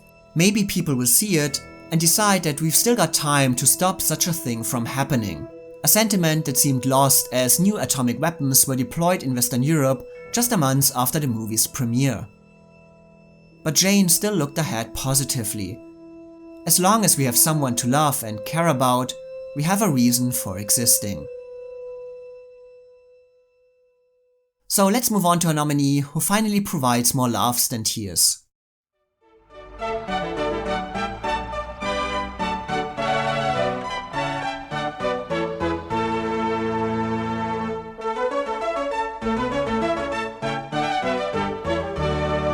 A lot is happening to you now, and you're coming out, you're being dragged, whether you like it or not, out of the sort of background you've had into the whole razzmatazz. I mean, look at tonight, all the glitter and the Duke of Edinburgh. Are you going to enjoy that? Well, I'm apprehensive about it because I've never been in the situation before of a film premiere. And I went to the Royal Film performance of Table for Five, but that was different. I wasn't in it, you know. I went along and enjoyed it because I was just an audience member. But tonight it's me, you know. It's me. And there's all sorts of people there, like friends, people who you were doing the film with, and family, and they're all from different parts of your life. And I find that a really tricky situation. I never know I'm sort of like a dog. I'm like my dog used to be, and I know who to go to next and who to talk to, and I get really sort of het up. I quite enjoy it, but I don't know what to make of tonight. In a Best Actress field so defined by death and the fear of nuclear radiation, Julie Walters' performance is certainly a change of pace. All afraid of getting cancer. Bloody cowards. While not all nominees had the longevity of Shirley MacLaine, Meryl, Jane and Debra were still already established in the Hollywood scene and as recognizable movie actresses. Julie Walters, on the other hand, was just beginning. Do you think I'll be able to learn? Are you sure you're serious about wanting to learn? I'm dead serious. Yeah, look, I know I take the piss and that, but that's only because I'm not, like confident like. Julie was expelled from school at the age of 17, but did not tell her parents about it. Is this a hidden scandal that we haven't heard about before? No, I don't think so. No, I was asked, but it was because I was lazy and I was never there. I mean, that's why, really. They did say I was subversive, but I know what subversive means now. I didn't then, and I thought, how can I be subversive? I don't know what it means. Anyway, I was just asked to go, so I did. Instead, she said she wanted to become a nurse and trained for 18 months before she gained interest in acting. Her family initially didn't react positively to this new passion, her mother simply saying, "You must have a brain tumor." But Julie decided to go on this new career path, describing it as, "I didn't even know how to be an actress, but I had a boyfriend at Manchester Polytechnic and he told me they had a theatre department." After a time at the Manchester Polytechnic School of Drama, she joined the Everyman Theatre Company in Liverpool, where she met dramatist and composer Willy Russell, who would later write Educating Rita specifically with Julie Walters in mind. Prior to that, she worked regularly in London, on tour and on television, and gained first prominence for her work opposite comedian Victoria Wood, which also saw the birth of Mrs. Overall, which is still identified as one of her most prominent roles.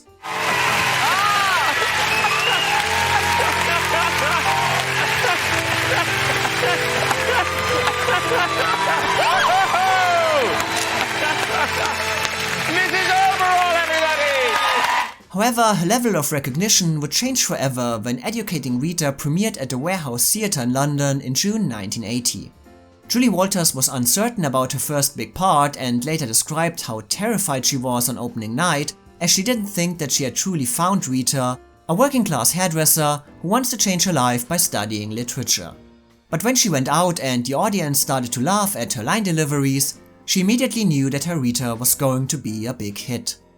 And indeed, Educating Rita, which was described as My Fair Lady for the 80s, became a big success and her performance won her awards as the Best New Actress by the London Critics and Most Promising New Artist of 1980 by the Variety Club of Great Britain, and she was called a delightful newcomer in the Shirley MacLaine tradition. I'm going to cry because this show has been as long as my career. It's been a long night. Almost as long as my career. Her stage performance was further called perfect, impressive and unique, as well as funny and touching at the same time. Julie herself credited a lot of the success of her performance to the fact that she could identify with her character.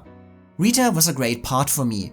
She attaches herself to all the superficialities of class, cheese, wine and all that. That kind of thing was unusual for me too.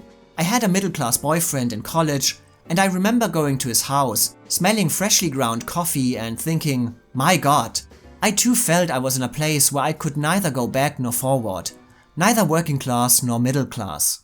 Was it a role that mattered a lot personally to you? Yes, it felt like Rita's story was a parallel to my own. She was moving from a working class base into a middle class setup, into education. You know, and the problems that it had. What do you leave that behind you? What does it mean anymore? Who are you? I mean, it was just the whole thing meant a huge amount. Yeah, it was very much a parallel of my own. I can't talk to the people I live with anymore. I can't talk to the likes of them at your house because I'm a half-caste. However, despite all this success, it did not seem likely at first that Julie Walters could again give Rita a voice in the planned movie version. Her lack of experience as a movie actress, as well as her obscurity outside of the London theatre scene, caused doubt that she could make the movie a financial success, and if the financing should come from the US, there were different casting ideas altogether. Lewis came backstage, we were doing it on stage, Lewis came back and he said, darling, I want to make a film of this, but I don't know whether I can use you because you're not a star. He said, but I'm going to go away and try and make the money. And then you went to America. Yes. They suggested Dolly Parton. Yes. There's a great bit of casting to play a typical English girl, Dolly Parton. We can both think of two very big reasons why she wouldn't. But Lewis Gilbert, who was going to direct the movie version of Educating Rita, was determined to let Julie Walters recreate her star-making role. Due to his past successes with 3 James Bond movies, he was able to secure financing in England. And when the male lead of Educating Rita had been cast, everything was a little bit easier. Anyway, but in the end, he rang up and said, "We've got Michael. We don't need a star for your part. You've got the part." And when Educating Rita was released, it became clear that there was no need to worry and that a star was born. The movie itself got split reviews in the UK and the US. Starring Michael Caine and introducing Julie Walters as Rita. It was generally praised in the UK, where it also won a BAFTA for Best Movie, while American critics rather dismissed it, and it wasn't even nominated for a Comedy Globe despite winning 2 acting awards. But the love for Julie Walters and her work as Rita was equal on both sides of the Atlantic, and even if Michael Caine was praised for his work as well, she was generally seen as Educating Rita's saving grace and received overwhelmingly positive notes. For her warm and affectionate portrayal of a British working girl who longs for something more and finds it through the awakening of her own mind. Hers was called a marvelously upbeat performance, simply perfect, sharp, funny and high-spirited. She was praised for acting up a storm and monopolizing the screen so naturally that it's hard to believe that this is her motion picture debut, as she doesn't make a wrong move, and that her performance is a pure example of the power of an intriguing character to generate affection and enthusiasm for a film that is otherwise flawed. If she was a wife of mine, I'd drown her. I was a wife of yours, I'd drown myself. Hey, that was your father you insulted. Oh, sod off. Julie Walters was maybe handicapped by the lack of love for her movie overall and the fact that comedic performances generally have it harder in award season, but she did win a Golden Globe as well as a BAFTA, over Meryl Streep for Sophie's Choice, and charmed many people in Hollywood when she promoted the movie in the US. And an actress winning an Oscar for recreating her star-making stage role in her debut screen performance is not unheard of, but it was still unlikely against Shirley MacLaine. You make this movie, Educating Rita, Yeah. and you could get an Oscar for it. Who said that? But despite the acclaim, Hollywood itself was also unsure of what to do with her. It became clear that the very distinct character of Rita was closer to the real-life Julie Walters than maybe expected. It's absolutely extraordinary. I haven't got a speech prepared, except has anyone got a carrier bag? Because I'm not going on home on the tube with this, I tell you. Which then raised the question just how well she could be used in Hollywood productions, and even though a completely different kind of actress, some outlets compared her to the likes of Simone Signoret, Anouk Aimée, and even Ida Kaminska as European actresses who received Academy attention but were not suited in the long run for Hollywood productions. You're hardly in a position to pick and choose. I'm sorry. But this was just as well because the feeling was actually mutual. Julie Walters did enjoy the American success of Educating Rita, but still noticed soon that Hollywood was not for her. Did you ever wonder whether perhaps you were wrong not to take those Hollywood offers that came your way after your Oscar nomination for Educating Rita? No, I don't, because first of all, I only ever had one concrete offer. The others were scripts that they would set up, but the scripts were all things I'd seen before and done before, and I thought if I'm going to do something in America, I'd like it to be something special. You make this movie and you arrive in Hollywood, and you have been feted, and people are saying what a marvellous discovery you are. And then Burt Reynolds offers you a part. Now, Burt Reynolds' movies are very popular. They make an awful lot of money, and it could be an avenue to further fame, couldn't it? But you've turned it down. Yeah. Well, yeah. Well, yes, I did turn it down. And I didn't want it because... And part of me didn't want it because they offer you lots of money. You know, and a girl could have been, set up for life, as they say. But the thing was, it was an action movie, do you know what I mean? Well, I could have got... Yeah, at the time of Educating Rita, yes. I could have. But they didn't know what to do with me. You know, and they were just sending me sort of scripts that were like sort of 1970s... comedy, sort of romantic comedies that Glenda Jackson and George Segal had done very well 10 years earlier, do you know what I mean? Yes. But obviously this did not harm her career in any way, as she today stands firmly beside the likes of Maggie Smith or Judi Dench as actresses who are considered national treasures. She achieved a remarkable career on the screen and on the stage that brought her ongoing acclaim and even made her a dame in 2017. Today she might suffer from being mainly known as Mrs. Weasley or that actress from Mamma Mia to a younger generation of moviegoers, but her career shows a remarkable variety. And it all started with Educating Rita. So let's take a closer look at this award-winning performance. Before discussing Julie Walters' work, it's necessary to take a quick look at the movie that surrounds her. Because they are so closely connected and intertwined, and many of the problems of educating Rita hold Julie Walters back various times.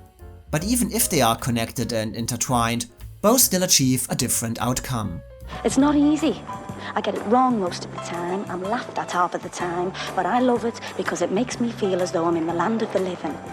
And all you try and do is put a rope around my neck and tie me to the ground. First of all, critics were certainly right when they compared Educating Rita to a Neil Simon play, as it is plagued by the same problems as many of his productions. Mainly the fact that the dialogue never feels authentic, but instead overly forced and unrealistic. It's like Trish, you know? I thought she was so cool and together. I got home last night.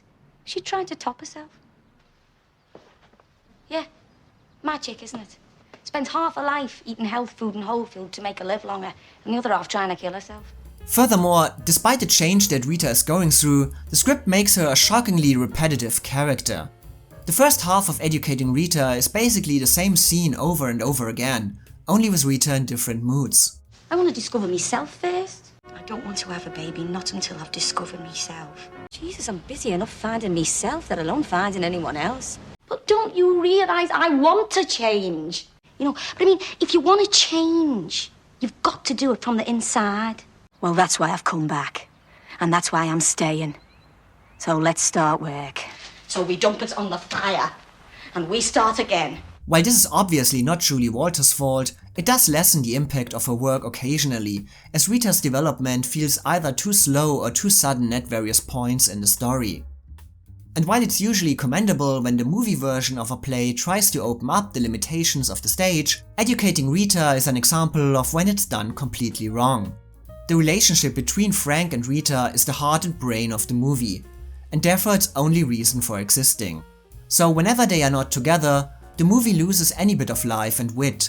It's always obvious that the supporting characters were newly added to an already existing plot.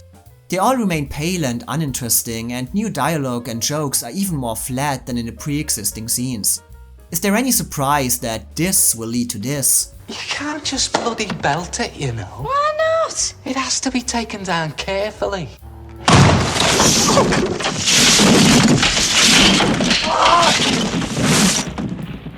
Or this will lead to this.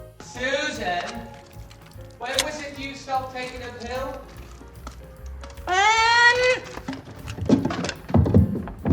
December!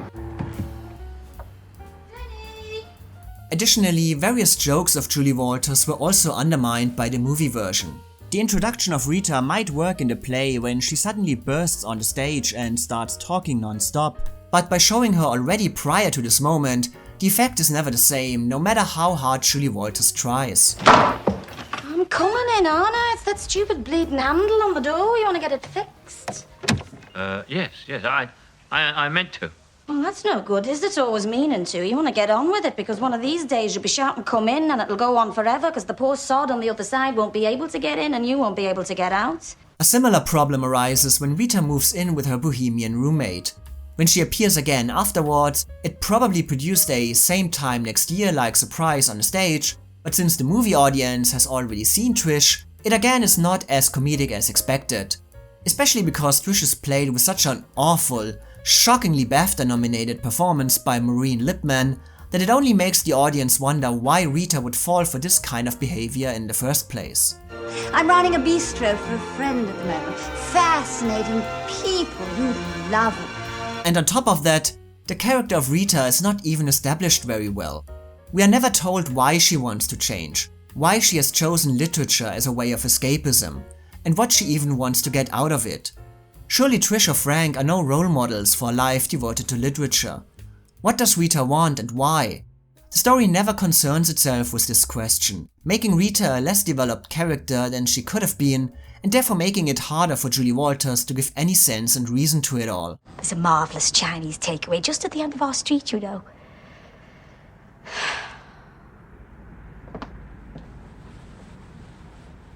Have you seen Macbeth by William Shakespeare?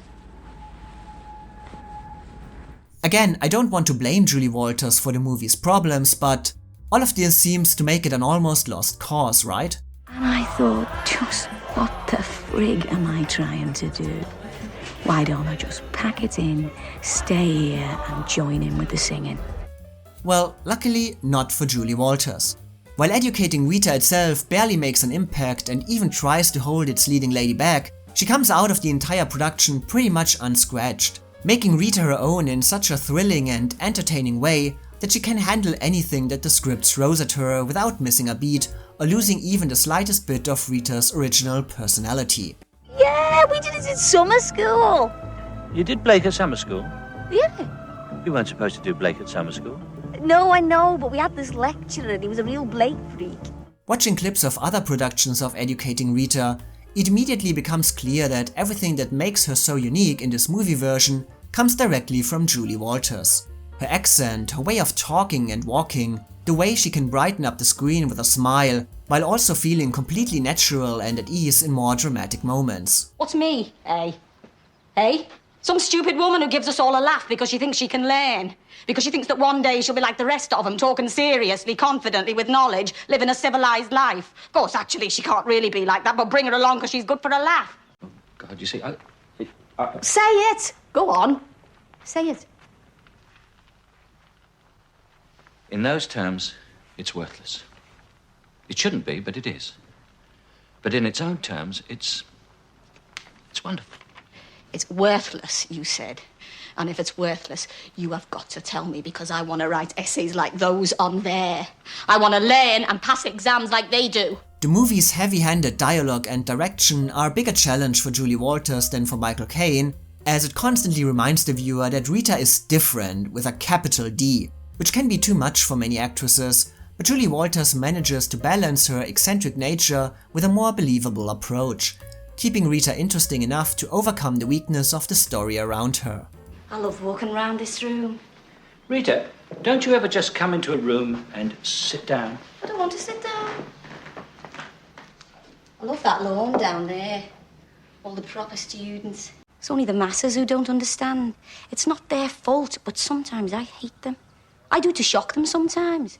You know, like when I'm in the hairdressers where I work, I'll say something like, oh, I'm really fucked, dead loud, and it doesn't half cause a fuss. Yeah, but with educated people, they don't worry, do they? It's the aristocracy that swears more than anyone. Most of all, the biggest achievement of Julie Walters is that she makes Rita believable. We don't know her motives or her desires, but it all comes together beautifully in the work of Julie Walters, and what the script doesn't offer, she does. We sense that Rita has her reasons, maybe not understanding them completely yet, but her determination is real and we know that she will be fine in the end. Last night, Frank, I went to the theatre. My God, I thought it was something serious. It was. It was Shakespeare. I thought it was going to be dead boring, but it wasn't. It was electric, wasn't it? Why, a cow. Julie Walters also feels completely at home and comfortable in front of the camera, never giving the impression of simply recreating a stage role. If you could stop pouring that junk down your throat in the hope that it'll make you feel like a poet, you might be able to talk about things that matter. Julie Walters can do a lot simply by changing the tone of her voice or using Rita's accent to the fullest effect, adding comedy and a memorable touch to many ordinary moments. Well, you said bring in other authors. Reference to other works will impress the examiners, you said. Oh, they just throw me out the theatre. My God, Frank, I'm just talking to some students down on the lawn. Because you're a crazy mad piss artist who wants to throw his students through the window. On the other hand, many scenes that are supposed to be funny actually don't work in either the script or Julie's performance, but she somehow makes it seem that the viewers don't have to laugh at this moment, but see it as a small instance in her personal journey. Even if I was having an affair, there's no point in burning me books. I'm not having it off with Anton Chekhov. He said, oh yeah, I wouldn't put it past you to shack up with a foreigner. And most of all, Julie Walters makes not only her character, but also her journey believable. Rita at the end is still Rita from the beginning, but with a different look on life and a different feeling in her own potential, and Julie Walters catches these nuances naturally and beautifully. I'm proud of you, Rita. I'm proud of both of us. And what also needs to be applauded is the fact that Julie Walters and Michael Caine display one of the most believable friendships that can be seen on the screen. While there is the obviously forced romantic angle, their relationship is always defined by respect, curiosity, support, concern, and pride for one another. Julie Walters shows how Rita begins the movie by observing Frank, carefully listening to his opinions, and eventually outgrows him, but never stops loving him as a mentor and friend, while making it clear to herself, Frank, and the audience that a love affair between them could never work. I'll tell you what you can't bear, Mr. Self-Pity and Piss Artist. What you can't bear is that I'm educated now. I've got what you have, and you don't like it. I mean, good God, I don't need you. I had a choice. I did the exam. Because of what you'd given me, I had a choice. Anyway, that's what I wanted to come back and tell you. You're a good teacher. However, there are problems that even Julie Walters cannot overcome. First of all, while she has perfect understanding of Rita, her worries and thoughts during her scenes with Michael Caine, and is able to communicate almost all of them at the same time, she is surprisingly flat whenever he is not around. The newly added scenes feel too challenging for Julie Walters, focusing only on one aspect of Rita in these moments and making it clear that her stage experience shaped her work strongly. And she also has no chemistry with anyone besides Michael Caine, which might emphasize Rita's wish to find a new life, but makes you wonder how her life ended up the way it did in the first place. Furthermore, not even Julie Walters can make the second half of the movie work when the relationship between Rita and Frank begins to move apart. While repetitive, their scenes in the first half of educating Rita are the movie's highlights, and when this dynamic shifts, the characters lose many of the qualities that made them so special. I understand literary criticism, Frank, and when I'm with you, that's what we're supposed to be dealing with. Oh, literary criticism, eh? Still, it's a joyful and thought-out performance that might not overcome all challenges of the role, but still most of them. Michael Caine's work might keep the picture grounded and give it its gravitas, but Julie Walters brings it to life with her original, organic, and breathing take on Rita, which rightfully made her a star, gave her a long-lasting career, and also earned the respect of her mother in the end. So she never said it. Once we were walking along the street, it's after I'd done my first film, Educating Rita, with Michael Caine, and we were walking along the street, and I felt her pushing me. I was gone home to visit, and I could feel her pushing me along the pavement. She pushed me into this woman and said, hello, this is my daughter, Julie. She's just finished a film with Michael Caine. So finally, here's my ranking of these 5 performances. That we remember it all. The good and the awful. The way we finally left.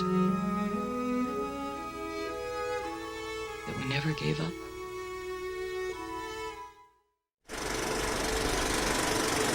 Will you come?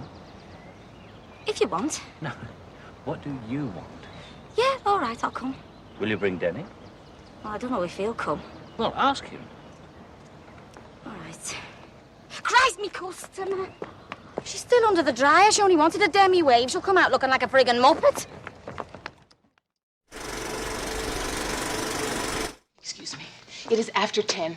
Give my daughter the paint shop, please. Mrs. Greenway, I was going to. Oh, good. Go ahead. Just a few minutes. Well, please, it's after 10. It's after 10. I don't see why she has to have this pain. Ma'am, it's not my patient. It's time for her shot. You understand? Do something. All she has to do is hold out until 10. And it's past 10. She's in pain. My daughter is in pain. Give her the shot. You understand? You're going to behave. Give my daughter the shot! And my hands must have gotten hot. And then what I touched? Okay, I touched my sink. I touched my makeup and forget what, stuff in the refrigerator. That's it. See? Somebody spiked my urine sample container.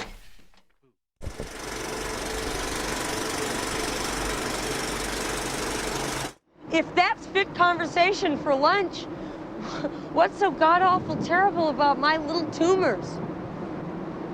Yeah, of course, but what do you want me to do? I want you to tell him it ain't so tragic. People do get better.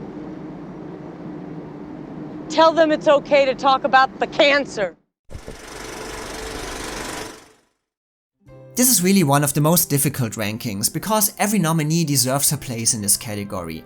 And while the question is usually who gets the top spot, in this case it was much harder to decide who would be number 5, because none of them feel like last place to me.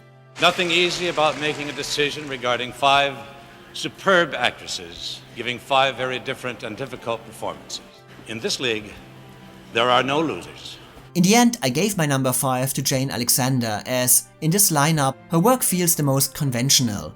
She's heartbreaking and unforgettable, but a lot of this comes from the script and she doesn't really add anything beyond the task she is given. The other 4 nominees, on the other hand, seem to give more from themselves to their roles, adding a unique spin that makes it impossible to imagine anyone else playing their characters. But it's really apples and oranges, and Jane Alexander could be my winner in many other years. And this is what's so great about this year. I have seen many people rank these performances online, and almost everybody has a different view and a different winner this year. All 5 nominees have their supporters, and how many times does something like this happen? For my number 1 spot, Debra Winger is my clear choice, even if Meryl Streep gives her strong competition. However, had I been an Academy member in 1983, I probably would have voted for Shirley MacLaine anyway, because her long career, her acclaim and her performance itself made a strong case in this race, and denying her the award again in a year where everything fell into perfect place for her certainly would have been cruel. Your humanity informs your work. You never judge your characters or your friends. You believe in the invisible forces that define our souls. And you have a deep desire to bring those souls to life in all their various incarnations, and you share with us their hopes and fears, their foibles and failures. But it's your tremendous discipline and otherworldly devotion that make it all look so effortless. Acting is as necessary to you as breathing. So even if my choice would have been her co-star, Shirley was certainly right when she said, I deserve this, thank you.